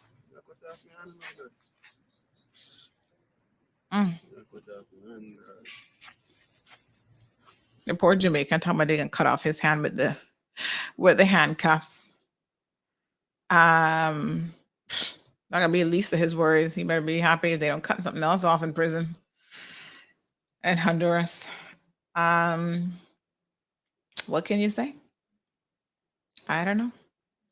Consequences, folks. And there was a time when Caymanians could go almost anywhere in the world, and we were known for being law-abiding citizens. And I remember many years ago, I was going into Miami, and they were border control, immigration, actually customs, was training someone, and they said, "Oh, they're coming in. This is Cayman Airways. They're coming in from the Cayman Islands." He says, "Oh yeah, we don't have to worry about them. They're just here to shop." And I was like, "That's right, honey. Let me move on with my empty suitcases." But boy, oh boy, oh boy, a lot has changed since then, right? Not what it is anymore. So unfortunately, we don't have that reputation. We have a reputation just like everybody else in the world. Some of us have made it bad for everyone, breaking laws and robbing people, killing people, just like anywhere else in the world. I remember years ago when there was a case, I remember some Caymanians were involved in drug smuggling, and they'd put it in the baby's diapers. I actually knew one of those people, and I thought, oh my God, these people are literally ruining our reputation. And for what?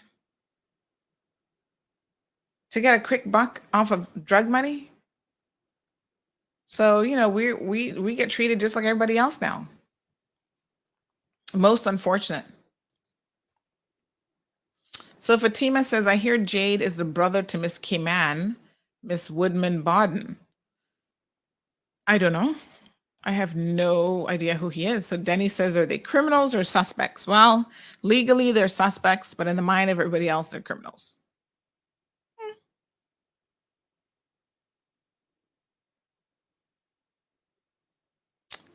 Damien says that they also found 6 bullets or casings on them. KK says, not a real place to commit anything. Sad, sad, sad.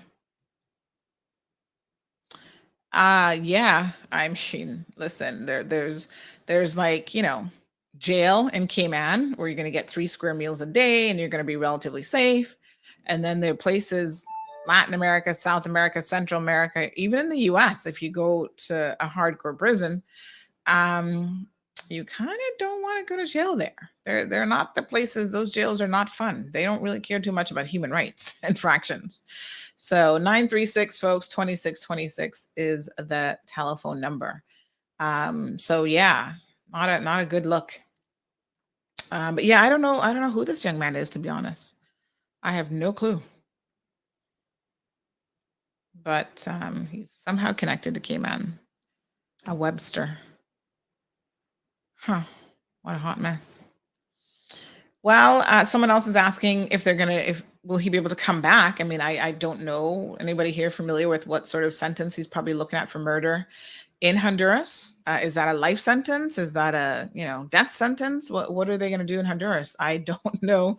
I'm no expert, folks, on Honduras criminal law, so I cannot tell you what that is.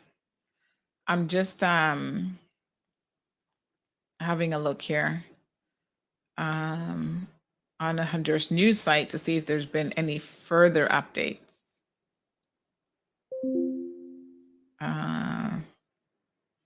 Yeah, but their police are very trust me, they make sure you make front page news when they arrest you. 2 new police captured in last hours, says this one from the 16th. Child, there they go, parading them. There's a woman, one of the heads of one of the drug cartels operating at the level of Central America, Mexican. Yeah, child, they and a lot of their police and their military operatives there, they oftentimes hide their faces to protect themselves and their family members. But when it comes to the criminals, they're going to make sure that the criminals are paraded all over the place. And something maybe that is a formula. So yeah.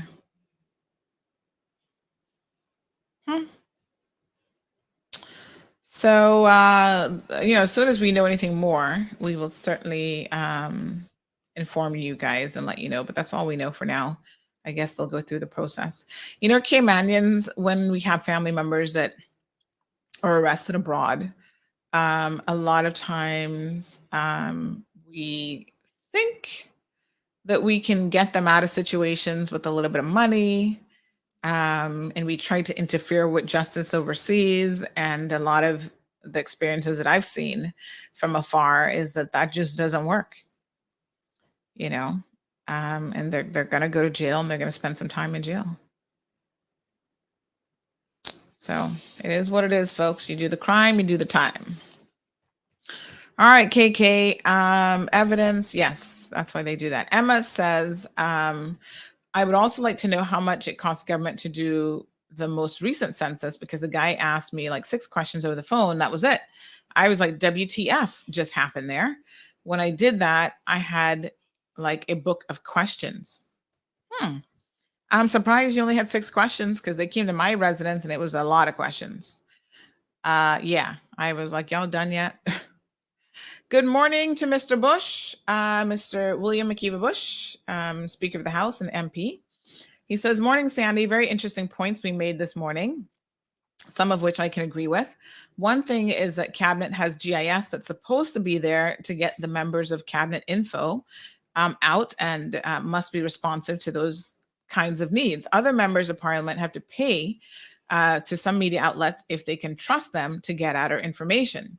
I use my Facebook and also a little bit of neighborhood chats if the person in charge will allow me to do so for certain information. I also use church chats for certain information. So that's an interesting comment, Mr. Bush. Thank you for sharing it.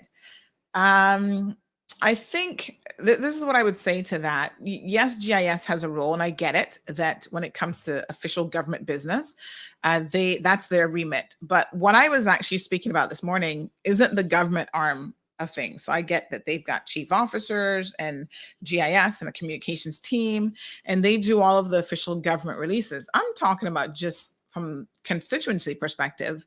I think every single MP has to have a communication plan about how to disseminate that information to the public. Some people argue that GIS, they do an okay job, but sometimes they send out a press release and people don't even pay no mind because it's like very lackluster. They don't always understand how to use social media efficiently to get messages out there. So even some, and I can tell you this for a fact, even some ministers are using other avenues to get the information out there in terms of their government role, because they're like, GIS, yeah, okay. They've been doing the same thing the exact same way for the past 40 years. And that's not necessarily the most effective way in 2022. But the beauty of living in 2022 is it is easier to get information out there because all MPs have social media platforms and other ways of disseminating information that isn't necessarily costly either. So point taken, but when it comes to some of the things that the MPs could be doing to share information at the constituency level, I think every single one needs to step it up a little bit. It doesn't cost you anything to do a Zoom meeting, which you can host online and just send people the link and invite them to join in. We might still be hesitant to have physical meetings because of, COVID is still very much alive and well. KK says, but we can't be so quick to say he did it. I mean, just saying, but it's sad overall. Yeah, I mean, we will wait on the justice system there in Honduras to work, but they were pretty close to being caught red-handed. So Jared says, who or what shall we blame for the social decay? Well, look at the man in the mirror is what I say. If everybody took responsibility for our part, then we wouldn't be trying to blame other people.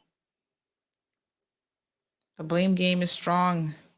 Jared says GIS not ready. Good morning, Melissa. How are you? So half an hour, more or less, remaining in the program. Anything else on your mind today that you guys want to discuss? 936-2626 is the telephone number. So, of course, we continue to watch this situation with monkeypox. And, I see Renee put up a story yesterday on it. The authorities are paying attention. They're actually, in terms of availability of things, they're actually monitoring whatever vaccines or treatments that they need for monkeypox to make sure that they have enough on hand should this be a precursor to a much larger outbreak that's coming. Stay informed, folks. That's all I can tell you. Because my goodness, you just never know what's next. So the Cayman Islands Air Show, hey, it's coming up. Save the date for Friday, June the 3rd. Mark your calendar. We're going to have flying display over Public Beach from 10 a.m. until 12:30 p.m. Aircraft exhibit at the airport from 2:30 until 5:30. So this is wonderful because we have not had an air show in a minute. So I know that a lot of people are super, super excited about this. We're going to be getting some more details, hopefully in the coming days, about what specific aircrafts will be on display and perhaps a few more details about what the, what the performance will look like, because I think everybody wants a good show.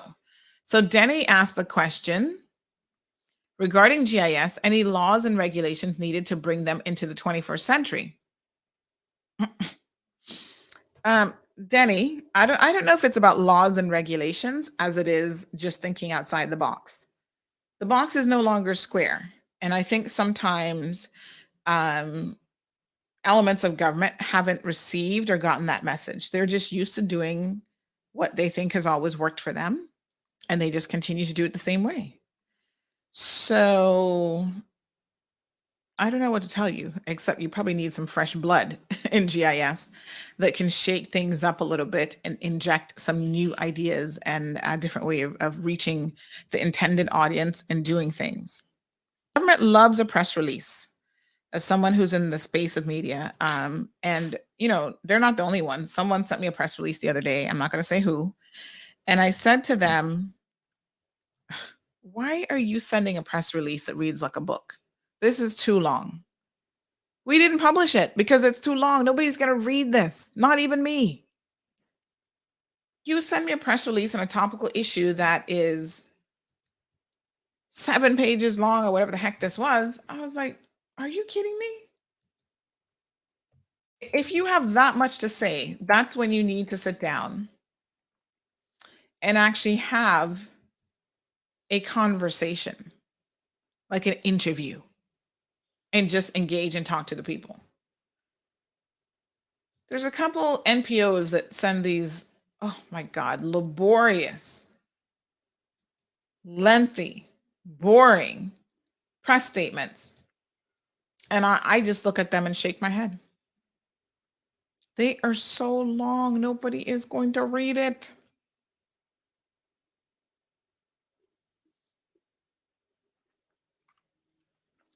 And quite frankly, it's less likely to get published as well. I gotta show y'all this press release. Hopefully you can't really see who it's from because it's pretty small. But this is what somebody sent. Look at this. Look at all that. Really? No. Nobody not reading that. Sorry for you. What? Most of y'all don't want to read past the second paragraph. Now, it's not my job to tell GIS how to do their job. You know what I'm saying? They have people sitting there making a big fat salary, so they should know what they're doing. But how relevant are they now? Well, y'all need to tell me. Gabby says, wow, so many childhood memories about the air show. I know, fantastic. And yes, let's not forget about the sister islands. They will be included. And this is all part of the Queen's Jubilee celebrations. Jared says that GIS needs a lesson in innovation and creativity. Denny says, so you don't know then. I don't think that there's any laws that determine how GIS does their job. I can say that with probably 98% certainty. They have the freedom to do it, execute it how they will. So Anthony Blair says exactly, GIS is the same old snooze fest, creativity with all that personnel.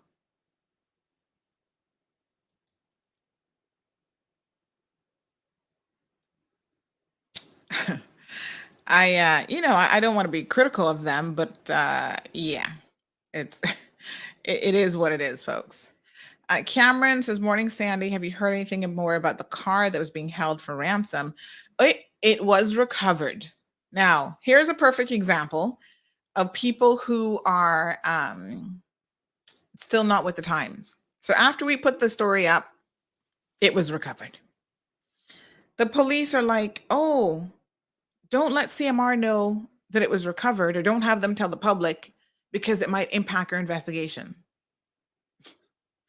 Woo! RSIPs, or whatever we're calling you guys these days, y'all need a PR makeover, like in the most serious way. The way that they conduct information and the way that they want the public's help when it's convenient for them, but then they don't want to share information when they think it's not convenient for them, it's just a hot mess. But yes, indeed, Cameron, the vehicle was recovered, and the police, this should be a fairly open and shut case, because the person who stole it called making the ransom demands, and they can trace phone calls and they have their voice on the phone. This really should not be anything that is difficult for them to solve. So I'm not quite sure why their position was, oh, don't tell anybody that it was found. Let's take a quick commercial break, folks. You're listening to The Cold Hard Truth, Bobo 89.1 FM, Facebook, and YouTube. Recover Personal Injury Attorneys, helping injured people get what they deserve. Did you know that insurance companies have lawyers that represent their interests? Before signing and accepting any settlement, know your rights. Call us today for a free consultation at 924-9999. That's 924-9999. Recover. Your personal injury attorneys are on standby to assist. Hey, look here. You looking for something to do? Are you looking for something to do with friends and family? How about a private boat trip? Enjoy popular locations like Stingray City, Starfish Point, Rum Point, or Cayman on a trip with WG Charters. Private boating is only $400 CI or $500 US. Take him or her out on an evening date and cruise around the North Sound for that beautiful sunset or romantic night cruise for only $300. Visit WGCharters.com or look for WG Charters on Facebook, Instagram, or WhatsApp 345-923-1741. WG Charters. My choice. At Innovative Building Products, we provide professional builders and homeowners with the highest quality materials from top brands worldwide. Tiling tools, waterproofing systems, thin sets, self-levelers, grout, along with porcelain floor and wall tiles. Our products are 100% guaranteed, promise 100% satisfaction, and beat competitor pricing. Pallets of materials are ready to go. Quick and easy convenience to get you in and out within 5 minutes.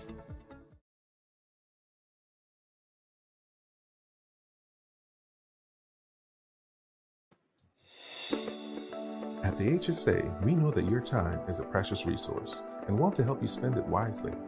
Avoid the wait and request your prescription refills through our website, WhatsApp, or by calling the pharmacy. Use our delivery service if you are vulnerable, elderly, or a civil servant, or pick them up the next day. Your secure health records are at your fingertips with our My HSA Patient Portal and Healthy Life app. Our 9 locations throughout all 3 islands make receiving quality care simple and convenient, because your time matters to us. All right, folks, welcome back to the program, 936-2626. I saw someone calling during the commercial break. Feel free to call back. Let me just read some comments here. So someone said that this young man, just trying to figure out who he is, they said Sandra Jade Woodman is the brother of former Miss Cayman, but I still don't know which Cayman we're referring to here. He was deported from the USA. That is where his mother, Tracy, is living, because he got involved in gang activity in Tampa. So very sad. Wow. Someone else says, I hear the Caymanian and Jamaican are the ones that stole the boat from here. My source is normally pretty good. What a mess. Yes, sir. So someone says, Honduras, my uncle spent years in jail, never officially convicted. Family members had to send money for him to survive. They don't provide meals or basic human needs. You're on your own. They're packed up like sardines in cells. So they don't feed you? What? So what if you don't have anybody to send you money? Someone else replies, boy, leave it up to Cayman and Jamaican to get in trouble.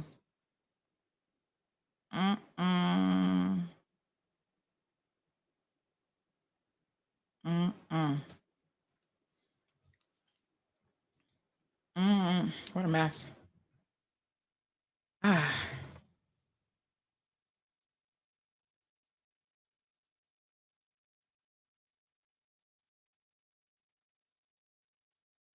Wow. All right. Kelsey Bodden Woodman. She was a Miss Cayman. Kelsey Bodden Woodman. Who's she? Shows how much I keep track of Miss Caymans. But anyway, all right. Someone says, is there any point in contacting or communicating with your district MP if they're not in government? They don't do anything except provide comfort and a listening ear, can they? Well, I suppose it depends on why you're contacting them, because there's stuff that a backbencher can still do. So, I mean, they can't affect policy changes, but yeah, there's things that they can still do. So I guess it depends on what you need them for.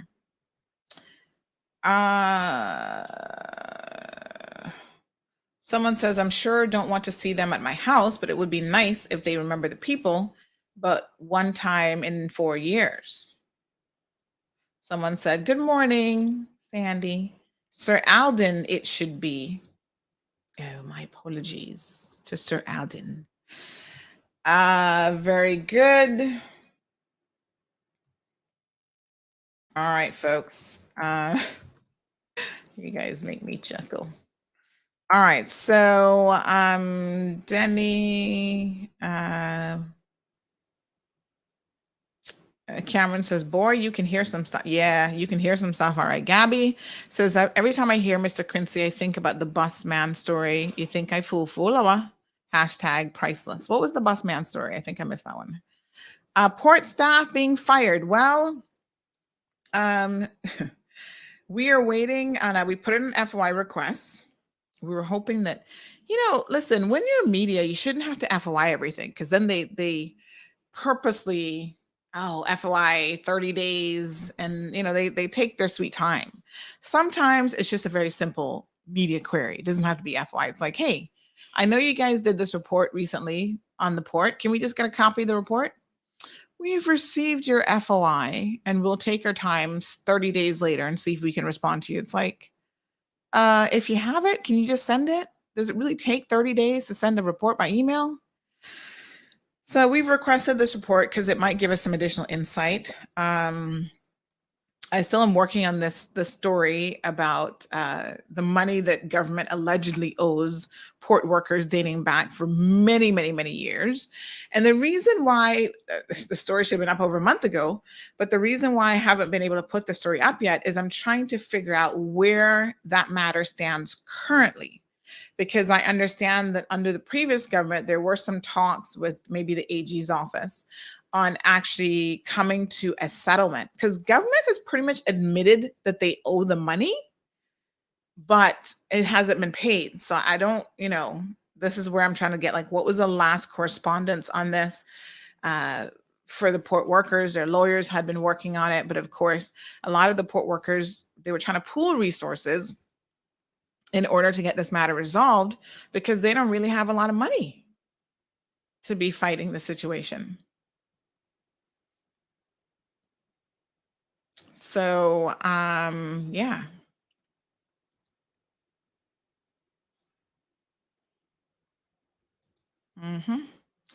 So we're waiting to see kind of, if we can get that report and we can continue to have the conversation on the port. But yes, there were some temporary workers that were hired that it looks like they were trying to remove them. It's a little bit confusing in terms of what they were trying to do. And we are trying to chase up some missing minutes from the port. So their board has, quite interestingly enough, not published certain minutes. And I don't quite understand why. Caller, good morning and welcome to the Cold Hard Truth. Good morning to you, Sandy. Good information. Love it. I look forward to it. Oh, thank you so much. I'm not gonna hide behind or try to hide behind my voice. Some people do know my voice. Yes, ma'am. I'm Rhonda Shirlene Schmidt. Oh, but beautiful. I don't know if you know this, Sandy, but many years ago, you wasn't even born yet. We were never called by our first names in school. Oh. We were always by the second names. And unless it was too many that was named alike in the same class, because, our classrooms were never divided into classrooms. The only division we had was blackboards. And in those days, we didn't have grades. We had standard 1, standard 2, standard 3, and it went on and on and on. Anyway, I'm Shirlene, like I said, and I'm the wife of Captain Peter Schmidt that flew for Cayman Airways for 33 and a half years, not even a thank you letter from Cayman Airways. But I am not going to hold that against them because that's their style. It's only a certain clique that get those things. My reason for calling is I would sound like a broken record because before your show, which I am thankful for, on Radio Cayman, I always used to talk about emergency building being built in West Bay, because 2004 we were overcrowded at the John Cumba Primary School Hall, overcrowded. That has can hold approximately 350 people. And I do not mean sleeping on cots. We had very few of them. I was with the Red Cross. I was trained with the Red Cross, and I was stationed down there. So I know what I'm speaking about. I've been at the politicians saying it over the radio about every year, let's get a shelter built, because now the population has even grown more in West Bay. Nothing has happened. I also wonder what's going on with Meals on Wheels when they don't serve the people that they give the food to from a Monday to Friday. What happens to those poor people? What happens to those elderly people that needs that food for Saturday and Sunday and public holidays? Where do they get the food? Nobody has answered me, not our politicians, not any of them. Now, in West Bay, I'm not from West Bay Central, but I go to listen to her meetings. Catherine Ebanks Wilkes had 2 meetings, and I went to them. She seems to be the only one that still remember that she is voted in West Bay, and she is our employee, even though I am in West Bay West. Now, about all of this giving out and the turkeys and the hams and the washers and the dryers and so on, refrigerators and building cabinets for people and stuff. That started by you're not being a West Bayer, but I know you must have heard. That started many, many, many, many years ago. It also started the fact that monies was given out, still been given out to people.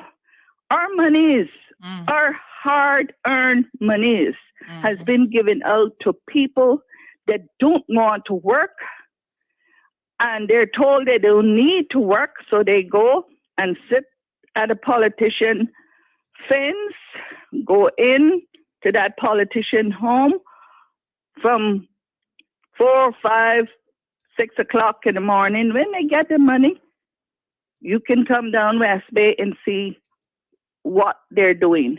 They're sitting on West Bay Public Beach under the cabanas. They sleep there. Every month you see some of them even get stipend, and they only clean bathrooms maybe once or twice a week. It is so many things out there that is very concerning to people that love this island like me. But what do I get? I get looked down on, but do I care? Because they're not giving me anything. And then they feel bad because I'm not there sitting by their door, or Peter or Patrick had to sit by their door and ask for money. And you were right. This morning you hit the nail on the head when you said, where are these politicians that came or wanted to be politicians that came to love this island? We have so many that was a politician before and didn't get in the last time. It is so many things that can be done. So many things, little things that would make a difference in people's lives. I know, because I still do it. And I know I run for politics because I think it is dirty. Some of them make it dirty. They don't represent who they're supposed to represent. They only represent a few. But I know my time is limited. But Sandy, you need to take a drive down in West Bay and see your beautification on the West Bay 7 Mile Beach and West Bay Public Beach. Sorry, West Bay Public Beach by the boat ramp. And you wonder now, men and women. Women has now joined them. Why can't they go and rake up some elderly person yard that can't do it? Even offer to paint or whatever they can do. It just boils me to know that I don't have any small children, and Peter and myself are running every day, all day, trying to help people that need help, don't know how to get help, and would not get it because they're not in the pockets of the politician. I hope I'm not taking up too much of your time. No, my dear, I take your wish time. everyone, and I thank you for giving me the privilege. I have more to say, but if I think if I feed you with some of Peter Swiss muesli made fresh, and I give it to you, and then you can go on and on with all the information that you can give us till tomorrow. Wow. And we'll take care of your little girl. One day we're gonna do that. Some fresh muesli. Well, that sounds amazing. Thank you so much. Appreciate that but call. we'll get some to you. You just need to tell us where your office is. Okay. And believe me, that is much better than overnight oats. I hope you're not allergic to. Are you allergic to any nuts? No. Because fresh fruit goes in it. Oh, nice. Oats and walnuts. Beautiful. No, I love nuts. So that would be nice. Okay. We'll arrange it. Thank you so much. Okay. Thank you so much for your time, and a good weekend to you and your family. A good weekend to everybody out there, and God bless these islands of ours. Thank you, my dear. Same to you. All right, folks. Yes, feed me. No problem. I love me some muesli. And you know the overnight oats that I like, it actually has muesli like mixed into it, I think. So she must have read my mind, because just yesterday I was saying to myself, wow, I haven't had any in a couple of weeks now, and I feel like I'm long overdue for some overnight oats and muesli. So yes, we'll definitely arrange that. Cameron says Sandy would need a chaperone in West Bay. She'll get lost up there. How you know? I'm a Georgetowner. Of course I'm going to get lost in the West. Shall I be getting lost in Georgetown if I'm in the right area? I'd be like, geez, how do I get out of Windsor Park again? Those little streets get me all confused.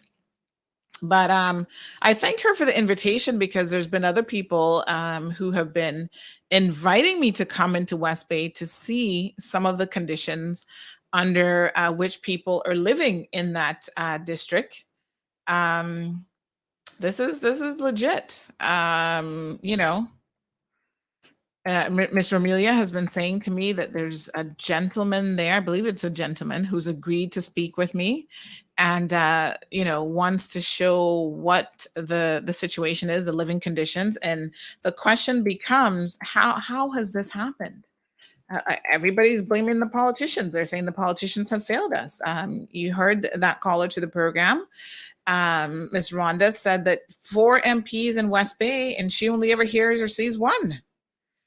So I think the bottom line is, when you have constituents saying these things, that means that you all need to step it up. If you're interested in continuing a political career. Maybe some of you are really not that interested, because, I have wondered about some. But at the end of the day, there's a lot that people can do. Now, the questions about Meals on Wheels, I'll see what I can find out, because I don't know exactly how their scheduling works. I do know that that's a NPO volunteer organization, and they do provide critical meals to a lot of people who otherwise would not be able to get a meal. So, they deliver it. Burger King and Popeyes, the owner of that franchise now, Mr. Mark Anthony, during the lockdown, was allowing them for a period of time to even utilize his kitchen at the Burger King in Georgetown to be able to prepare some meals and to get some meals out. And this is, where private partnerships with NPOs and private organizations, it's not that government has to do everything, for sure. I think private sector has its role to also play in these things, just like all of us do. So if you live in communities and you live in neighborhoods where you have a vulnerable individual in your neighborhood, you should be stepping up to the plate and trying to help that person where you can. If they need a little plate of food and you can assist and offer that, then by all means, do your part. So I appreciate, again, that caller's commentary. There are definitely some concerns. I feel like every district has pockets of severe poverty, homes that should be condemned and nobody should be living in. We need to have, I don't know, would that be planning's responsibility? I don't know whose responsibility it is to ensure that people are not living in these conditions. But then, of course, you can't just take somebody out of some sort of a structure without an alternative plan of where you're actually going to put them. So these are things that are really, really important, folks. 936-2626 is the telephone number. We've got about another 54. So about another 7 minutes or so in the program. Is that right? So do call in if you have anything else that you'd like to discuss. Listen, if you hear the people, if you hear the voters in your country begging you to be more active as an MP, take it upon yourself. You're still 1 year into this current term. Take it upon yourself to really see, folks, if you can step it up. That's all I'm saying. I mean, if I were an MP and I got wind of this program this morning, I would start to think, right, what more can I do? And there's a lot that you can do. Look at MP Sabrina Turner. She mentioned the fact that she's going to be, organizing something for the kids during the summer months for summer camp to help the parents in her constituency alleviate some of the burden that's placed on them, because summer, can be a very, very difficult time for families with children, and it's very expensive to be able to put multiple children in multiple summer camps throughout the 2 months that they're out of school. What about if we just allowed kids to continue, like have all year school? Is it time we started to think about that a little bit? I'm sure the kids are like, are you crazy, Miss Sandy? No, we need our summer break. Is it really beneficial to them? I don't know. Listen, I'm one of those parents. I'm like, keep them in school. Yes. So, again, the funeral service at 1 o'clock today, I have it on good authority that here on Bobo, they will be live streaming it. So tune in. This will be the first time they're doing it, so I'm sure bear with us, but this is wonderful.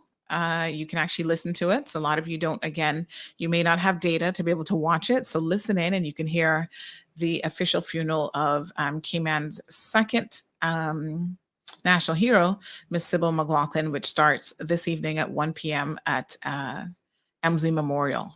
And again, if you don't have a reason to be in Georgetown this afternoon, please, don't be in Georgetown, because essentially what's going to happen is there will be a procession afterwards from Emsley Memorial to Heroes Square, which, she already has, I think a headpiece. I don't know that's formally what they call it there in her honor. So Mr. Bush says, Sandy, please read my chat to you. People see who they want to see. A public meeting is not always the way to go. I maintain that the personal contact with people is the best.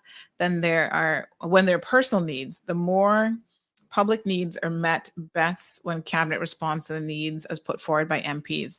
Yes, there are times when I think you need to do more than one thing. So no one is saying that a public meeting is all you need to have. I think you need to be flexible as an MP and reach out to people in different ways. As Mr. Bush said, it certainly depends on the need. So if someone has a private matter that can't be dealt with in a public setting. Jared, we have a few minutes left in the program, literally 1 minute. I'm just paying attention here to the 9:58:08 is when we'll be ending the show on Bobo. What are your thoughts today? Well, I think, if politicians haven't gotten the gist that, Generation Z, millennials, we need more. We raised in technology. Do your Facebook, do your YouTube, do your live stream. It's not rocket science.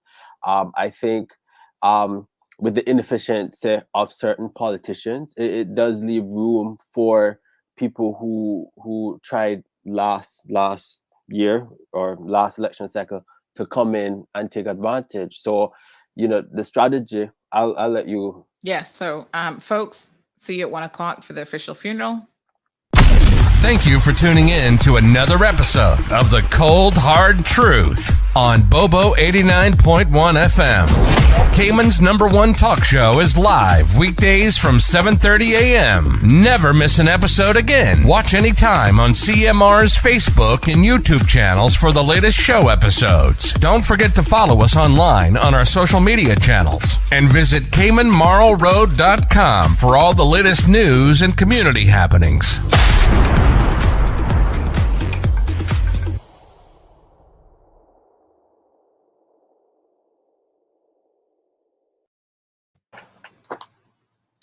Yes, sir. Yeah. And so, with the current government that's in, what would give them brownie points is, how are you managing the gas prices? People are, the everyday Caymanian, the everyday local is feeling the brunt of the economy. Depending on how the PACT handles it, the gas price, the baby formula shortage, you have hurricane. There's a whole slot of issues that are always going on. But as the government, you're charged with solving those problems. Now, in terms of the electoral base, the respective districts, what we have to look at is, did this person do what they said they were gonna do? How did they manage the recession that is coming eventually? How did they manage the inflation? And I think because politicians feel that a certain generation of Caymanians are used to, you get fridge, you get stove, then young people don't want that. We want money in our pockets. So how they handle it, like I say, and how ministers use technology to get to young people, it all plays a role. Now, as a political analyst, I will say, Catherine Wilkes, the deputy speaker, she's doing her thing. Sabrina Turner is doing her thing. Minister Sabrina. So brownie points to them. I'm not saying anything else about the other people, but young people, we're not so short-sighted. So when 2025 come up, we are going to see those who performed, and we're going to evaluate, and we will strike off the person that didn't do the job. But I don't think politicians are taking the political electorate seriously, and it shows. So that's my thing. How are they dealing with the everyday issue? Yes, I think Mr. Bush said he sent something, but I'm not seeing where it was sent is the problem. So I don't see anything in WhatsApp. Where was it sent? All right, but do send it to us. I mean, we're happy to share information, but I'm not really finding that when you said to read my chat to you. So I don't actually see where that chat is because it's not on my WhatsApp, so I'm not really sure. But yeah, we will share it, not to worry. So Ms. Della says, and imagine like Cayman Brac, they have had members in top positions in other previous governments that were in power. What a shame. It's going to take more than 4 years to clean up this mess that this island is in. And that's a fair point. I mean, this government has a task before them. And some of it is about maintenance. And then some of it really is about cleaning up. As they say, Rome wasn't built in a day, and it wasn't smashed down in a day either. So some of the issues that we're facing, especially social issues and even the economic issues, are ones that will take, some time to get on a path where we can actually see a difference. So sometimes you can put the processes in place, or you can put the strategic elements in place, the policy elements in place, but to actually see the results of any of that, it doesn't happen overnight. Well, As a political analyst, what I do know about government is that government loves. I'll acquiesce to the caller. All right, caller. Good morning and welcome to the program. I thought the program was finished, We're going into a little bit of overtime, so you're trying to call afterwards? Yes. Oh, 'cause okay. I wanted to give you some information. Okay, call me a little bit later then. Okay, bye. Okay, then. Sorry. Yeah. Yes, So yes. government loves to thrive on its bureaucracy, right? And we see, okay, development, yeah, it seems to mostly be in the developer's advantage. But I think at the end of the day, getting back to the issue, but young people don't want to hear that. We really don't want to hear that. We want to hear the solutions. We want to see traffic reduced. We want to see crime down. We want to we the government is there for the most part to solve 60% of the issues. 40% is left up to us, right? But we don't care if it takes so long. Get it done. We want to expedite it because you see with Generation Z and the millennials and certain generational groups, we've been accustomed when we go to Burger King, we get it fast. So the same way certain media outlets are able to expedite certain things, the government has to get on that train. And it just always seems that we're always trying to drag the government from a stone age into the 21st century when you look at certain agencies. And young people, we don't care that it takes the government so long. And the problem is it's the same excuse. Oh, we have a process. So if nothing changes, should young people even go to the polls? That's the question. Should a young person even give you a vote when 2025 comes up if you're not expediting or making the process smooth and efficient? That's what it boils down to. Because we look at gas prices. I think it's $6, right? Yeah. We could say that's attributed to Russia and Ukraine. Okay. What is off-reg doing? I usually don't ever hear nothing from off-reg. Who is the minister in charge of off-reg? When we look at 2025, what did the minister do when hyperinflation was there? Because that every ministry that you have as a minister, it's a report card. You know, when we look at K's, we say, okay, Minister Ebanks is good at leading a delegation to the UK, but cannot handle his home issue, which is K's. People don't care if you can lead a delegation in the UK. That's nice. People want to know if you can solve the issue at the end of the day.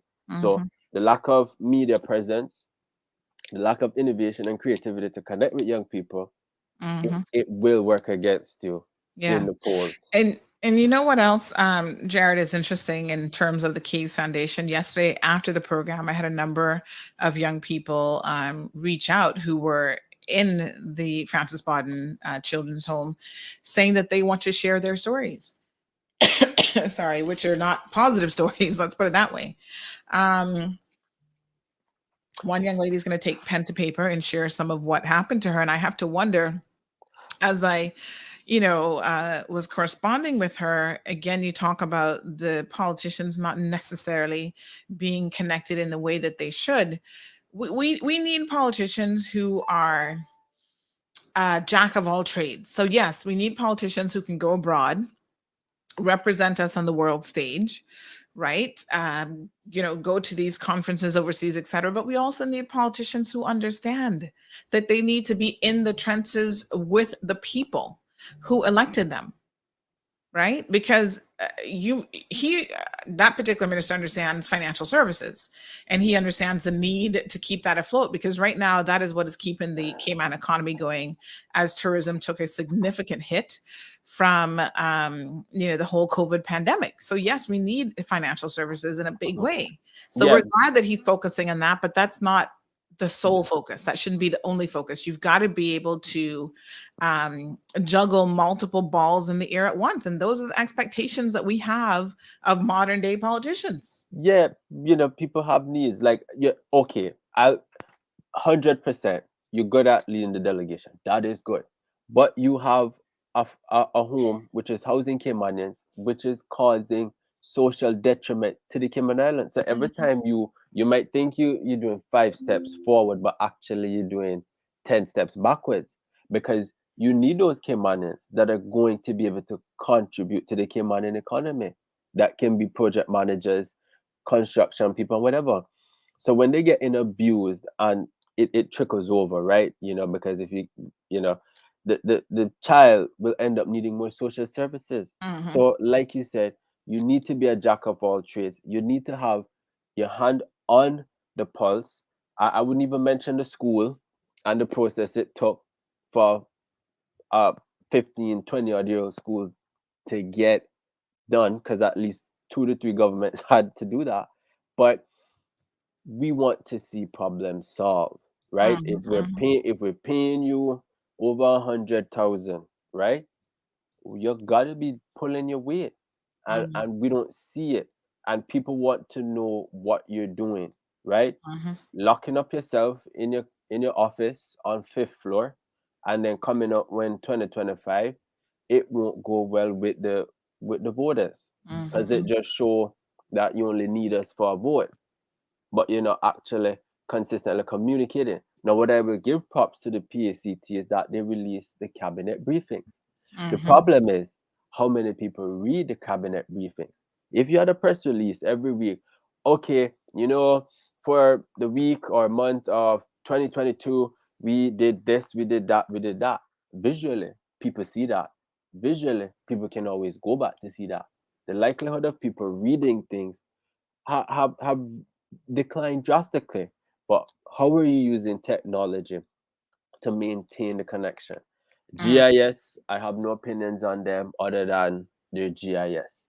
But when it comes to the plethora of issues, at the end of the day, it's how you communicate it. The opposition's job isn't to do much. And I would love to be the opposition, because you know what? All you have to do is critique. The opposition doesn't have to manage. My point is they should be doing more. Well, you see, a good opposition, a good leader in the opposition can outshine a government any day if they manage their cards right. If you had the opposition leader saying, "Hey, what's going on with congestion? Why is it congestion?" And I mean, their role shouldn't be just to criticize. Shouldn't they also be proactive in getting stuff done? Well, okay. The thing with opposition, because they're not in government, they can't expedite things as they would want them. Now, the thing is, politically, if you give a good idea, the government could take it and use it, and the government could say, "Oh, I did this idea," right? Because the whole thing with politics is who did what, who executed, and who finished it. But to be honest, the opposition is supposed to provide solutions at the end of the day. It's supposed to be managing its constituency, because the people in those constituency voted for them as well. But a good opposition really keeps the government on their toes.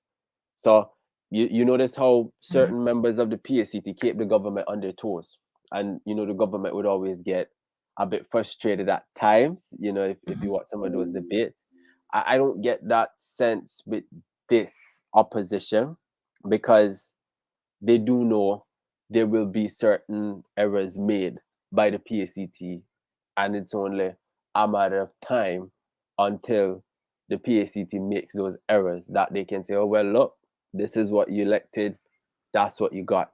So the opposition is counting on the inexperience to work against the PACT, but the PACT has to execute an excellent relay team to say, "Well, yeah, we dropped this, but we worked on it and we got it done." We don't want to hear, "Oh, next election," right? Because when it comes to the conduct for members of parliament, PACT, you're dropping the ball on that. Right? Because that was an election promise. Will it happen? Time will tell.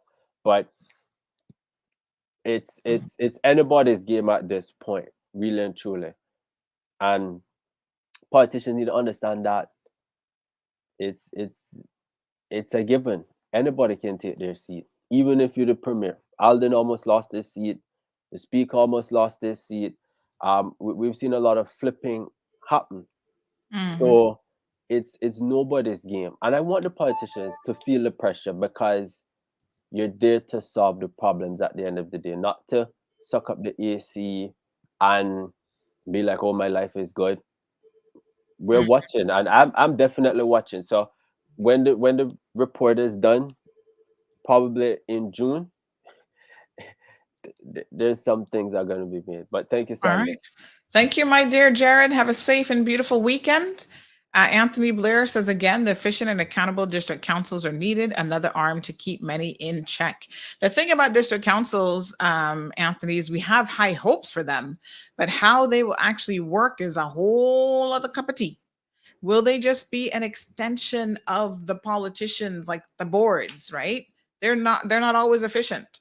So will district councils just be more bureaucracy, more nepotism, more my friend's going to get an appointment on a district council to make them feel important, and they actually do nothing and get nothing done but blah, blah, blah, blah, blah, blah, blah, blah, blah. That will remain to be seen, because quite frankly, we just don't know in practical terms how effective they will be. So theoretically, the concept of a district council sounds wonderful. How will it actually work? Only God knows. So people are asking about this young man, Woodman, and they were saying she's related to Miss Cayman. This is why I had no clue who they were talking about. It was Miss Cayman World. So very different than Miss Cayman Universe. And I was thinking of Miss Cayman Universe. So Miss Cayman World 2018, Kelsey Woodman Bodden. So this is this beautiful young lady. But listen, I'm sure she has no control over what her brother does. Apparently they share the same mother, Tracy Woodman, but different fathers. Okay. Y'all like to know who somebody for. So there you have it. Folks, have a beautiful weekend. Tune back in at 1:00 for the official funeral service, and be safe. We'll see you guys on Monday morning.